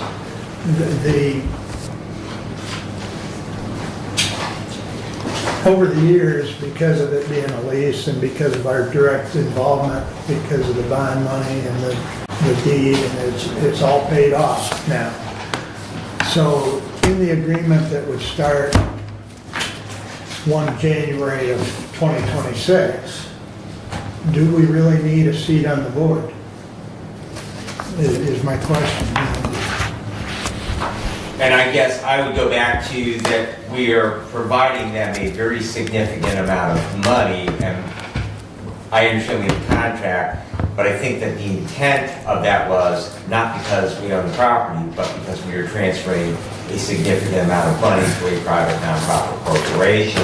I would echo that we've had discussions with Reading Emergency Unit that we are transferring a very large amount of money to a private nonprofit organization in a contract for services, and it would be appropriate, much as we do with the senior center, to continue to have that seat on the board. I just bring it up as a discussion. My Go comment ahead. would be, I don't think that that's appropriate. In the conversations that I've had with the ambulance agencies, any contract that Commissioner Collins and I bring, we will not be presenting a contract requiring a seat on our reuse board. I don't feel now that the property has been paid off, they've met their obligation, we're doing a contract for service. If we have a reason for concern, they're here every quarter to give us a report. If we have a concern, we can look at terminating that contract for service and looking at somebody else to provide that service. But I don't think just because we provide funding to them for that contract, that it's our right now to say, we get a seat on your table, at your board table as well. That's an overreach of government as far as I'm concerned, Commissioner.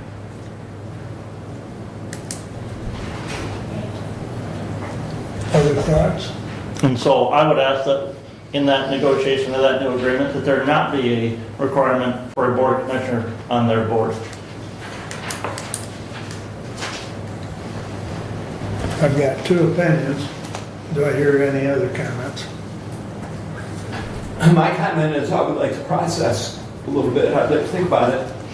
Okay, that's fine.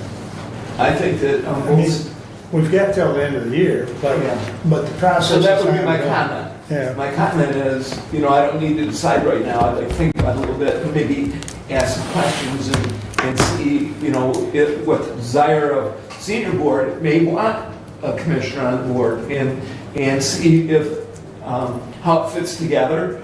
And we do have a substantial contribution. Maybe it is the right thing for us to have a seat on that as well. So I would like to think about it. Well, maybe Kevin wants to continue sitting on it. I'm good with either way. I mean, I enjoy sitting on it, and But with Maggie and Dan here, they've kind of heard this discussion as well, so they might have some feedback at a later point as well. So I bring it up because it's a point that I was thinking about whether it should or should not be. It's a discussion item. So, all right, thank you. Please continue, Kevin. I really have nothing else. He took all your fire as far as health department, huh? He took all your... It's been a slow, very slow month as far as meetings go. Okay. All right, any comments or questions for Kevin before we move on to Brad? All right, very good. Brad, you're up. Thank you all. First of all, I know that this is the first opportunity that our district court administrator has had to be with us. So Rachel Dockstetter, I would like to introduce her to the board. Why don't you come up our to district court magistrate and also the administrator for that court. Hello. I apologize for my not being here prior. Nice to meet you all.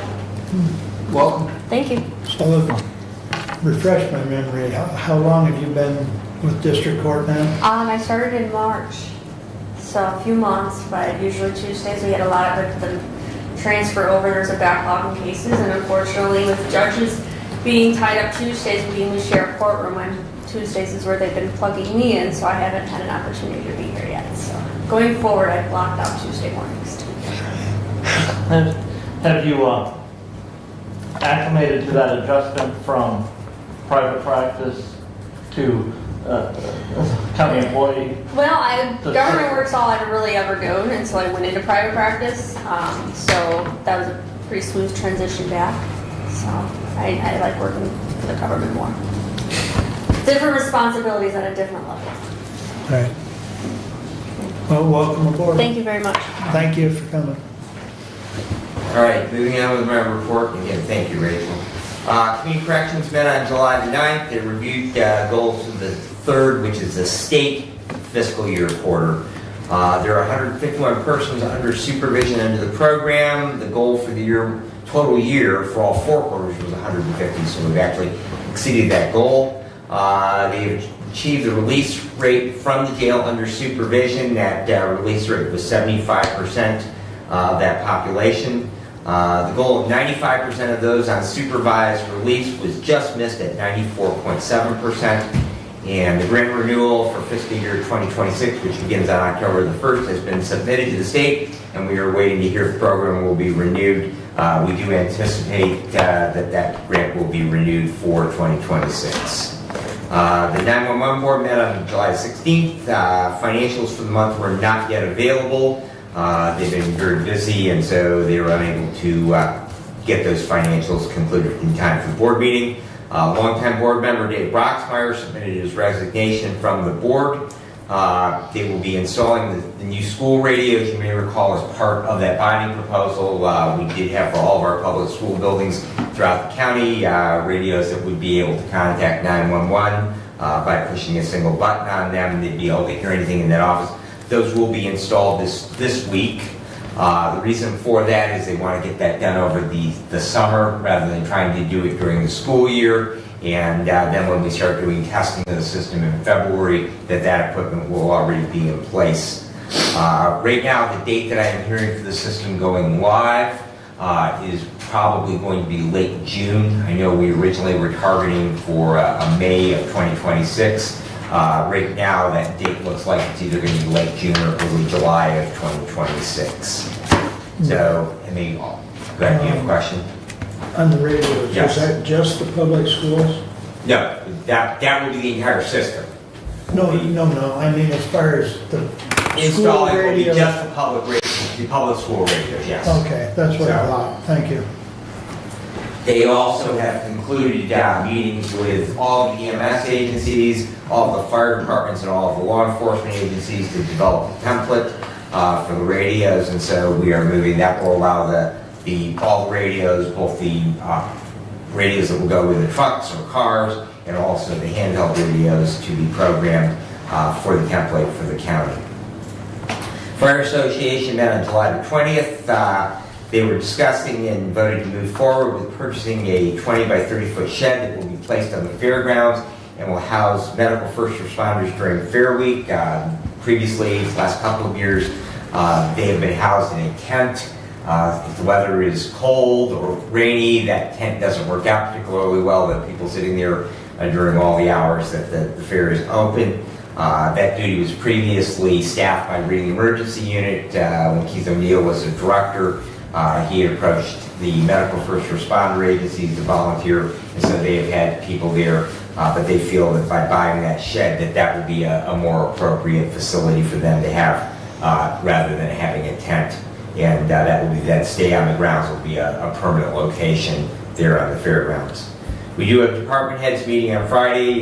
Commissioner Raleigh, I understand you will not be there, so if you will get with me on any bullet points that you have to share with all of our department heads, and I will be chairing that meeting. And Mark and I will begin meeting with the Lenawee County Administrator on August the 5th regarding our ongoing discussions with the Office of the Medical Examiner. And we have a medical control meeting on August the 6th, and we've got about 25 revised state protocols to review. We have to get those approved and have to have them off to the state before October because once we approve them at the county level, then they have to go back to the state for the state to approve them. And the last item I have for you, I came across an interesting article this morning, and I will email it out to you. It is about the amazing cost of replacing fire trucks.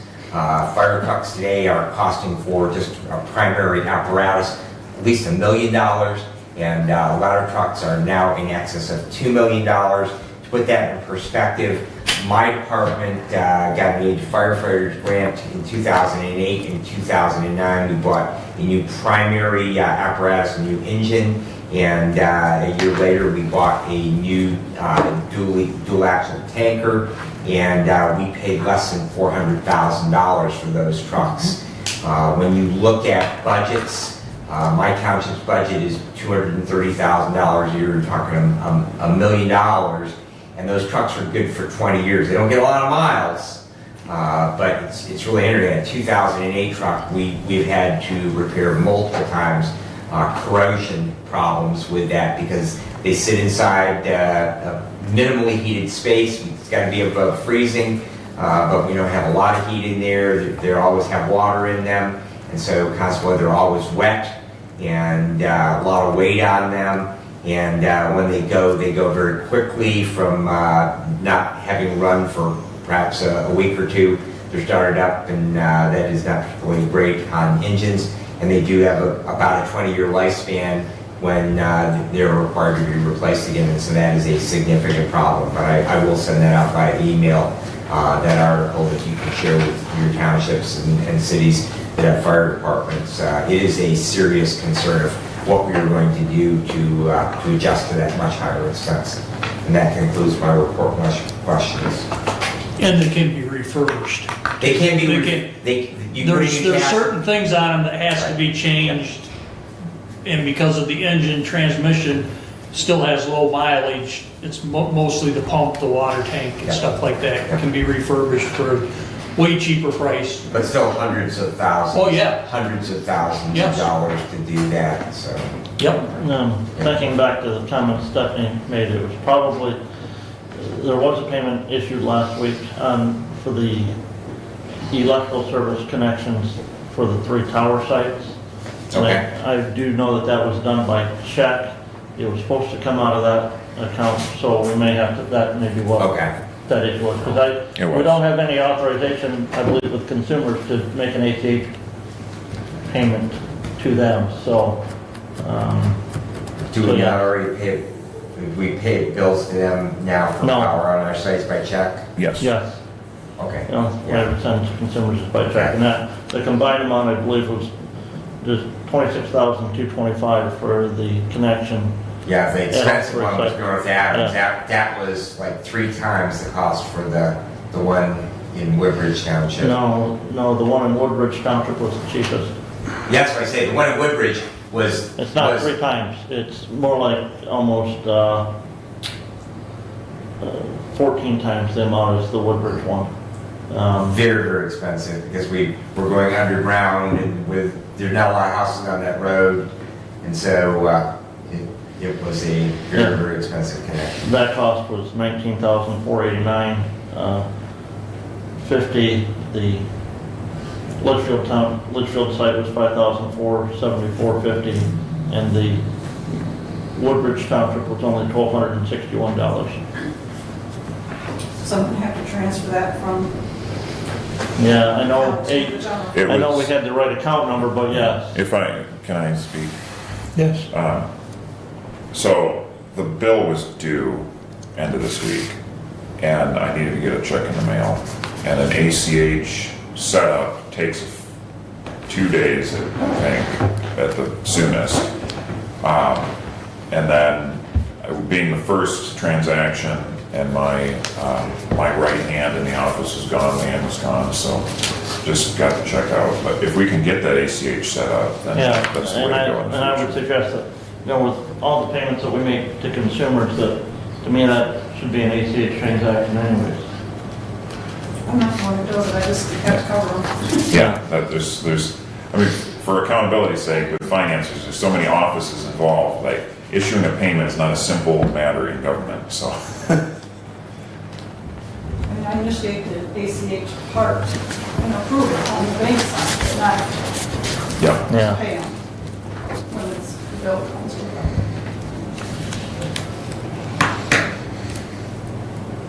Yeah, I don't think there should be any other payments to consumers on that for the, for the installation, at least, so. Maybe if you'll email me the check and I will do the transfer, please. Sure.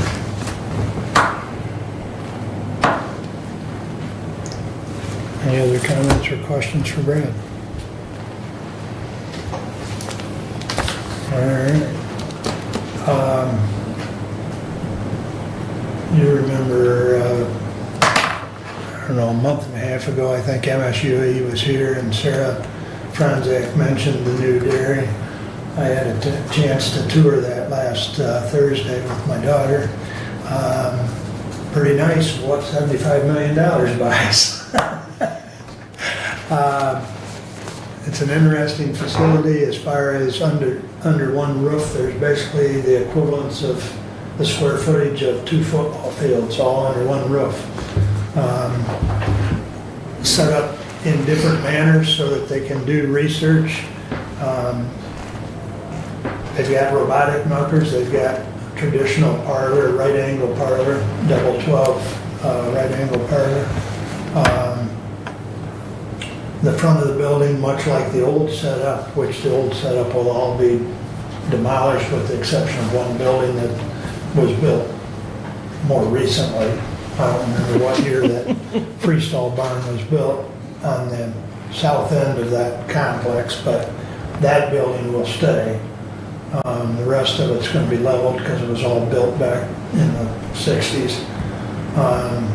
There actually, part of that area will end up being a new pad for feed storage.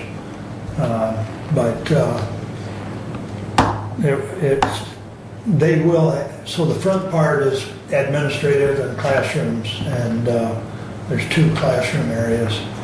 And then directly behind this huge building is a new calf barn and a new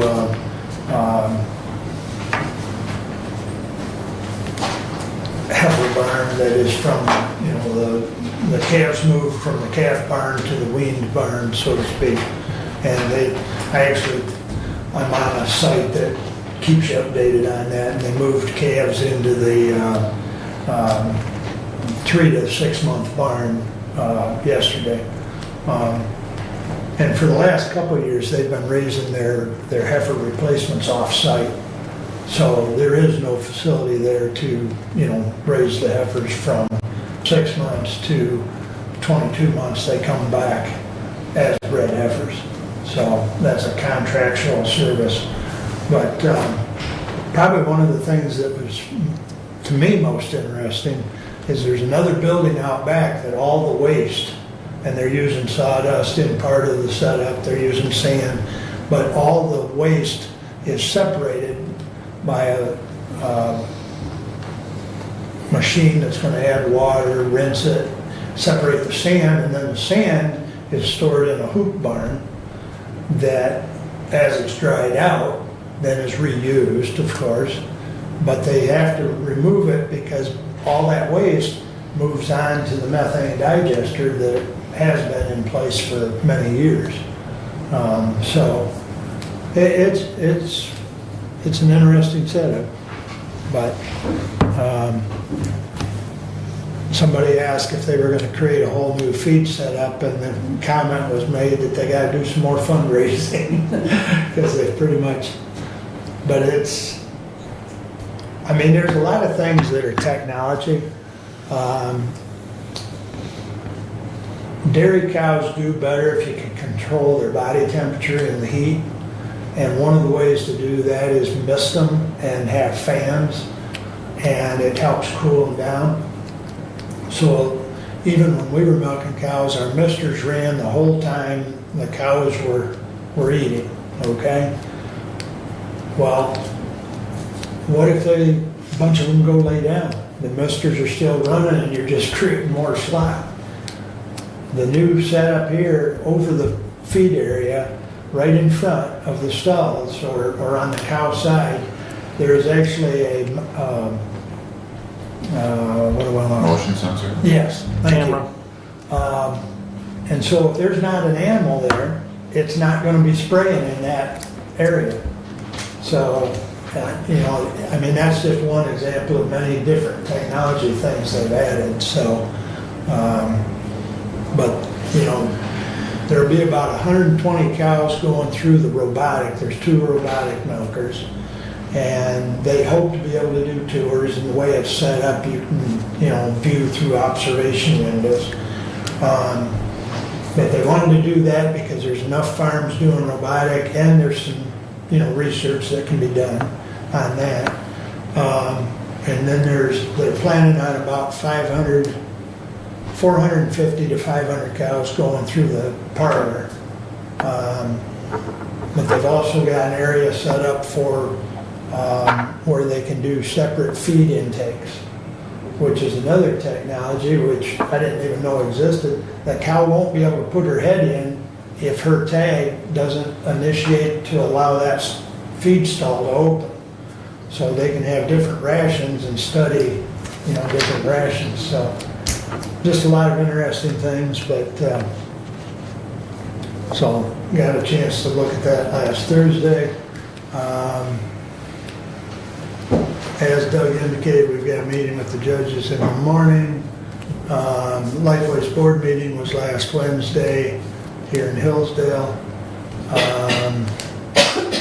Prior to that meeting, the board did meet at 4 o'clock to have a second interview with the 2 candidates that are vying to replace Mary Beth.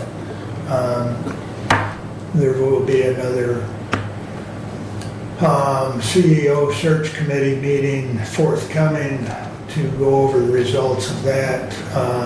Everyone did a score sheet. Those score sheets are tabulated by HR, and then basically anonymously the CEO search committee reviews those and will bring another recommendation back to the board. Kathy Schmidt and I sit on that CEO search committee. as well as Ed Woods, and Jeff, can't think of his last name right now. And Earl usually sits on them, as well as we have HR director and then Karen. So it's pretty well represented committee as far as both counties, and Karen Cascaden's been through this once or twice, so she has some valuable input. And then, of course, the HR director keeps us out of trouble as far as the process goes. But that's about what, and I will also miss the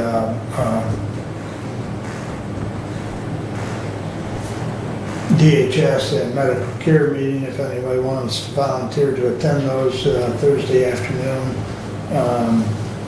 because I've got 2 kids showing at the Lenawee County Fair, and family comes first. What is that? DHS is at 1, and then the medical care immediately follows it. What's the date? Thursday afternoon. 24th, 31st. 24th. 24th, This this Thursday. And location? DHS conference room, and then conference room at medical care. So I can forward, whoever wants to volunteer, I can forward the packet to if they so desire. It's usually about 45 minutes for each meeting, but they're back to back. And so sometimes the medical care, which is second, starts a little, it's scheduled for 1 and 2, but if everybody gets from one location to the next, it's usually always done by 3 at the latest. So, but don't know when that show will be over at Lenawee, so I'm not going to plan to attend. If I say I can be there, I probably wouldn't be. And if they're showing at the fair, and we've got, I may stay for the sale as well, because that's the same day. But anyways, if there's any questions or comments. Commissioner, question. Actually had somebody reach out to me yesterday and inquire if Lifeways has secured commercial funding for the new building. Was anything mentioned about that at the Lifeways board meeting? To my knowledge, there has not been anything finalized as far as commercial funding or other funding at this point. Okay. And then the other thing, and just to address the comments in public comment, per our joint operating agreement with Jackson County, we're allowed 4 members on the Lifeways board, correct? That is correct. And per statute, there can be no more than 4 members of that body that are county commissioners. I believe it's 5, 3 No more from than- Jackson, 2 No, from no, Hillsdale. there can be no more than, per statute, you can have no more than 4 members as county commissioners. The only way you can have more than 4 members be county commissioners is if the joint agreement is between more than 5 counties. It's the only way to have more than 4 county commissioners, but it's not a requirement that we have a certain number of county commissioners on there. We could have no county commissioners on that body, but the maximum that there can be is no more than 4 county commissioners. And that's in statute. And I believe, to the best of my recollection. And currently we have 1 county commissioner, we have 1 primary consumer, 1 secondary consumer, and then we have a member at large, a citizen at large. Member of the public is the way it's listed. Correct, okay. Yeah. And there's no, but again, there's no statutory requirement that you have a county commissioner on that body. The only statutory language says that there cannot be more than 4 county commissioners of the 12 people on the board. To the best of my knowledge or my recollection, that's correct. Okay. And I know Commissioner Engels mentioned it, and you did as well, that you're meeting with the judges tomorrow. If And Commissioner Ingalls said that, the plans to move the court to 25 Care Drive.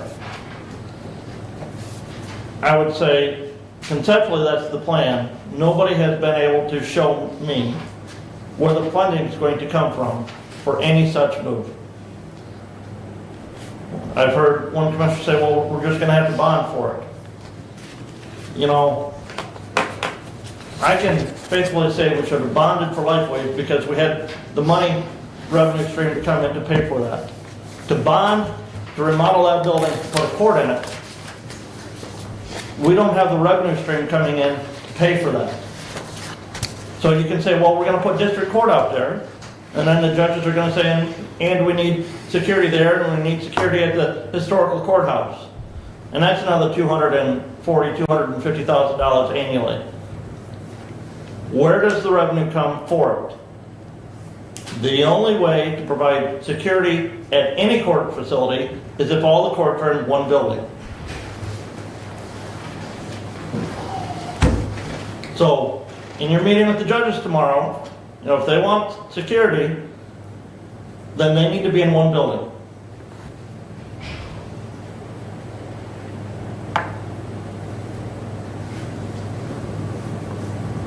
Because budgetarily, we are constrained to provide anything, even at one building, and much less at two.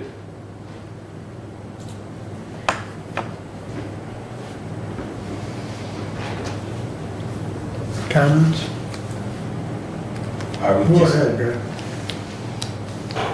I would just add, we have drawings to put all 3 courts in the historic courthouse, but it requires an addition, and I believe the numbers we heard for that was we did, the minimal one was 15 million, and if we did what really meets the requirements for a current courts facility was 30 million.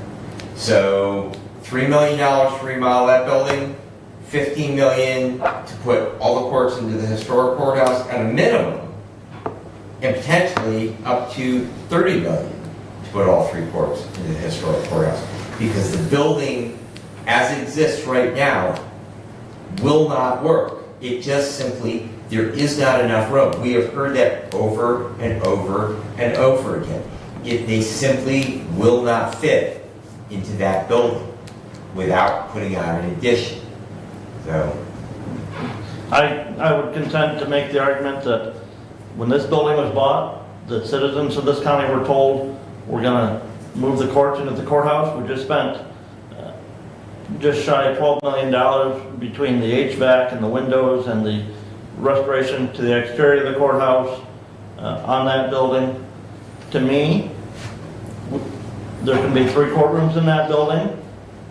The judges need to figure out a way to coordinate schedules to move hearings around between those rooms to accommodate. That's what we have funding to do. Unless you're going to take a proposal to the voters to bond for millage increase to pay for the renovations of 25 Care Drive, the money is not there in the budget to do that, Commissioner.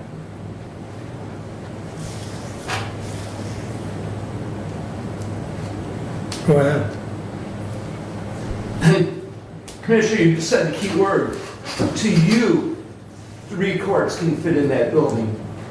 We've been told over and over by those who are professional at deciding how courts are construed that 3 courts and staff and administration and what we have with other departments in the current courthouse is not possible. We were provided with drawings, as a matter of fact, 3 drawings, if I remember correctly, on what could be done with that historic courthouse. When I provided those drawings, the Board of Commissioners decided we can't afford that. We need to do something else. I have been, over the 4 years,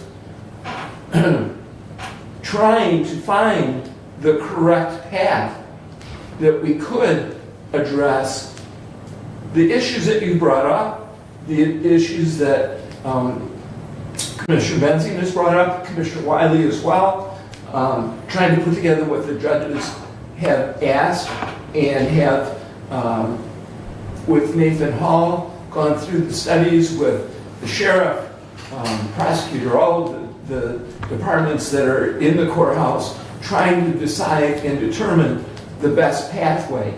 None of it has been cheap. The question is, initially, do we spend 30 million or do we spend 3 million? How we pay for it is a great question. I might also ask you, Commissioner, how do we pay for the alternative? What is the alternative and how do we pay for that? And when you address the funding that's required to put everything in the courthouse, please do include the cost of whatever legal action is brought to this body. That will be a cost as well. And I'm not sure that there's an answer to your question other than we need to move forward. We are by statute required to house our district court. And you can say that the standards by which we house them are variable. They're only variable to the point of what the professionals who we have spoken with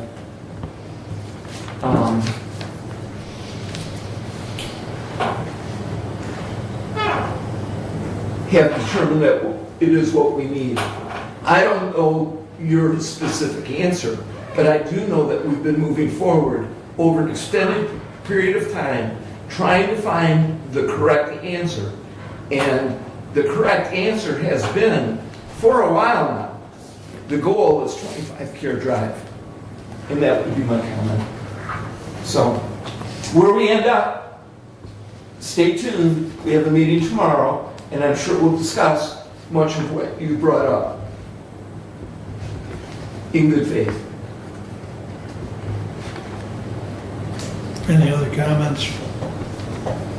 I have one additional thing I wanted to report on this, and it's partly the reason I can't be on the department head meeting. The other part is I had something even prior to that, but from 9 to 11 on Friday, and you should have, I forwarded it to you, but you should have all gotten it. There is a PIHP Procurement Public Legislative Forum put on by Lifeways at their location there in Jackson. And under the details is what to expect, a detailed briefing from Alan Bolter. He's the Associate Director of the Community Mental Health Association of Michigan. Local insight from Lifeways leadership on what the proposal means for Jackson and Hillsdale counties. The opportunity to engage with community members, local leaders, and policymakers who will be present to learn, ask questions, and take feedback to community partners, and a chance to understand what's at stake. So you should have all got that, but if you didn't, like I said, I forwarded it to you a few minutes ago. But that's from 9 to 11 at the Lifeways meeting rooms there at 1200 Northwest Ave, Jackson. So, and there will be donuts and coffee. Anyways, moving along. Public comment. We are back up to public comment. Anyone wish to address the board? Bob. Sir.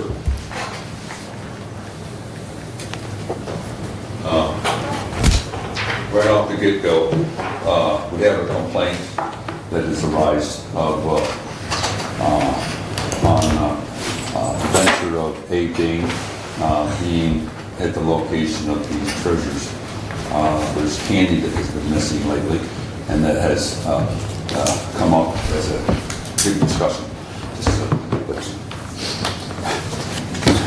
Sorry. No more Smarties for you, Bob. Anyways, Anyway, the whole idea of what you also, I think, is what you were pointing out about the courthouse and what Brent was looking at. We looked at the north end as well, and described years ago. That was a possibility of developing. It never did get anywhere, even though as many times as they recall an engineer for this and then another. How many times are we gonna keep paying that BS? That's costly to everybody, then we don't get it. But who was it that sold the district court? Who was it that made a decision up here to sell that? Again, there was no place for them to go. So why is it we didn't look at the Care Drive? I'm gonna say, maybe that was looked at prior to the actual, voting on it, and then someone thought it might work out. But are we gonna toss around? We did look at the alternate. I believe the judge has about 9 people or so, I'm gonna say district court, that, where are you gonna put these individuals? If you had to look at any longer or any more people, I don't know if it'd come out to 16 or whatever the number would be. But placement, we don't want them crowded in this office. Even though this was going to be the original starting point of a new court, we never did get there. We do have to look at what Sarah does have, her time schedule, and there might be very well broadened out. So I don't know what the night court thing comes up again. Who questions that? I doubt it would be a workable asset. But going out there on Care Drive, we looked at the sheriff's department. We used to utilize them for the 911, and that had changed, making another entity. And then again, I believe Mr. Benzing had brought up the issue where the idea of the money of the 911 or a cell phone, $2.95, bringing it down a nickel. Well, there's been support in a lot of different places that even though everything had been concluded in the money that we got for the 911, everything for the computer, everyone to be in it, it has been made, it's been good. We had Tom in there, and supposedly we had a damn good thing going with Tom, until such time we have to hire another manager, a higher manager than he is. And because of him supposedly going to leave, but he didn't. So are we concerned about if we utilize our sheriff's department to some degree and moving the sheriffs up there to the 911 location? And I'm saying I don't know where the money's coming from. Yes, I don't know. But we could move them up there and utilize those people that work for the sheriff, which ultimately would kind of offset some of the monies as well as far as paying for each deputy. I think that we could cause a lot of good because we have access to US 12 quicker. We have less than 3 minutes away. We have another 4 minutes away going down to 49. We don't have to travel through light to try to get down going south. We do have to be concerned about, we have the REU and what do they do in state of emergencies. But right now I'm looking at what the sheriff's possibilities are. If you guys are going to advocate for later on, looking at, are we going to have a new jail? Are we going to be put another millage up? People aren't going to be able to afford it. And we're going to have to find out what can we possibly do with everything else, a courthouse, a new jail, and again, what you say, there's $1 for every security that has to be placed in. I think there's one deputy or constable for each judges. And I do believe, yes, you could have that one individual if we're all located in one courtroom. Other than that, Mark, as it was commented to me about you earlier, was that you don't usually buy coffee for anybody. Is that? I gotta get going. I'll keep throwing out nonsense. Have a good day. Straighten up. Anyone else wish to address the board? All right. Additional business, Doug? None. Brad? None. Brent? Requests were sent to department heads last week for the 2026 budgeting year. Those requests were that those budget requests would be submitted by August 31st, which is also the deadline for the personnel handbook for the submission by department heads of any request to change any classification of any existing employees. So.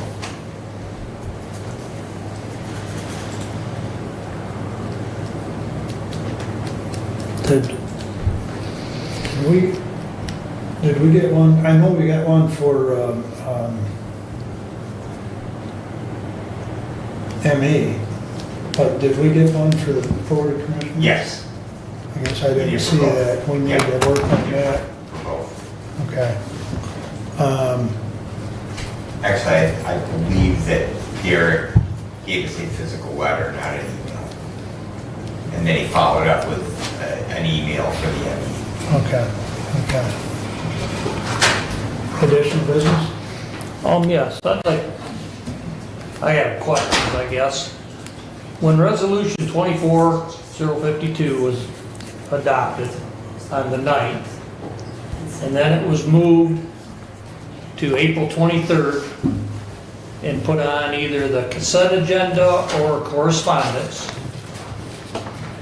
And in it, it does say Hillsdale County provides financing for Lifeways. It says it right in there. It was voted on twice. The first time it passed 4-1. The second time it passed 3-2. And then also on the 23rd, where it says that Hillsdale County will provide financing, there was a bond resolution that was brought up, and that one was voted down 3-2. Why did this 2452 go through with Hillsdale County will provide financing, but then we said no on the next resolution that came up? That's my only concerns, and it doesn't make sense to say that, to put in a piece of paper and vote on it twice and keep in there that Hillsdale County will provide financing to Lifeways, but then we vote it down. That's all I have.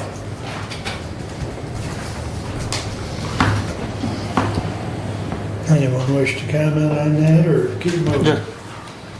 Just a point of clarification, Commissioner. April 9th, Commissioner Ingles made a motion. And in that motion was that Hillsdale County sent a letter to Lifeways outlining the items that were then brought back in the resolution form on April 23rd. So the once was just a motion followed up with a resolution. But it was voted on. It was voted on twice. It was voted on, I believe you are correct, April 9th, that motion passed 4-1. I was the deciding no vote. And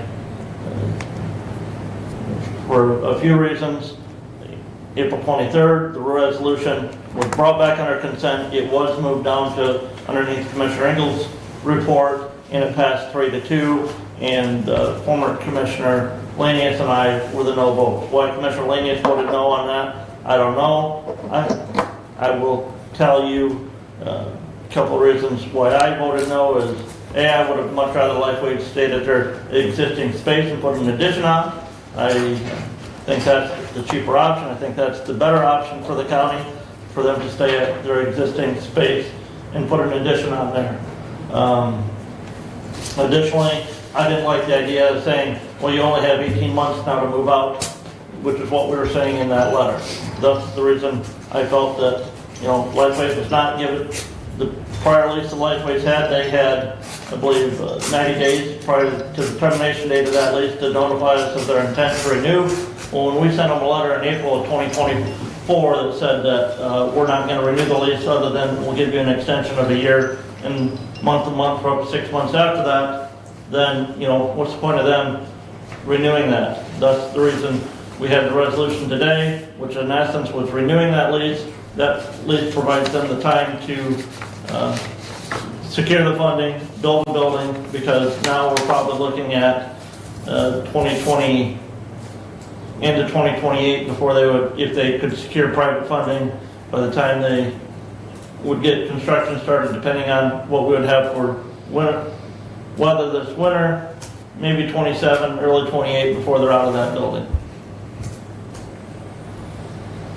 And then if we're looking at a $2 to $3 million renovation, that again, I don't believe the county has the funding to meet that obligation without cuts to other departments.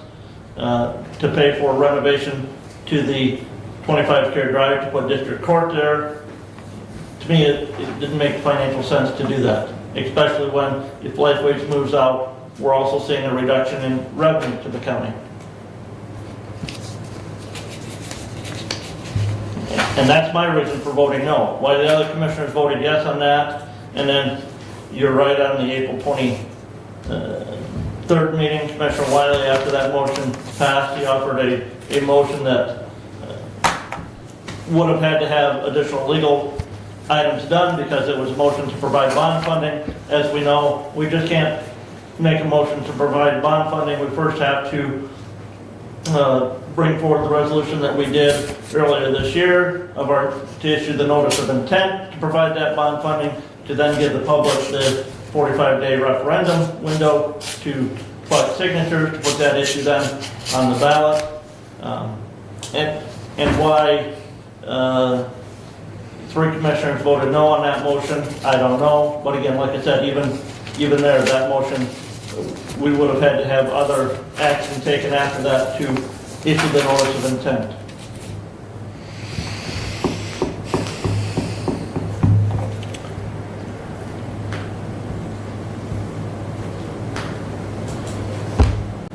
My only comment at this point would be is, as mentioned in previous meetings, Brad and I did meet with a group of the employees.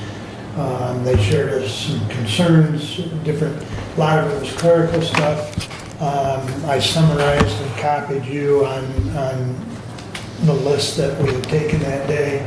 I understand Dave's got some items, but he hasn't submitted them yet. But that'll all be submitted, or I submitted it to Gary Sashtal, the labor attorney, to make sure that they're taken care of in the personnel handbook, as well as she was going to update some verbiage as well. Refresh my memory, the verbiage was on the maternity, paternity, parental, I guess the correct term is parental leave. right, there you go. So as soon as we get that back, I'll get that in front of the board for review. And we were waiting on her, she was going to be unavailable on vacation, so she's going to be out of the office, so. Right, yeah. Basically told her there was no, urgency, Right. So if there's nothing else, we stand adjourned, gentlemen.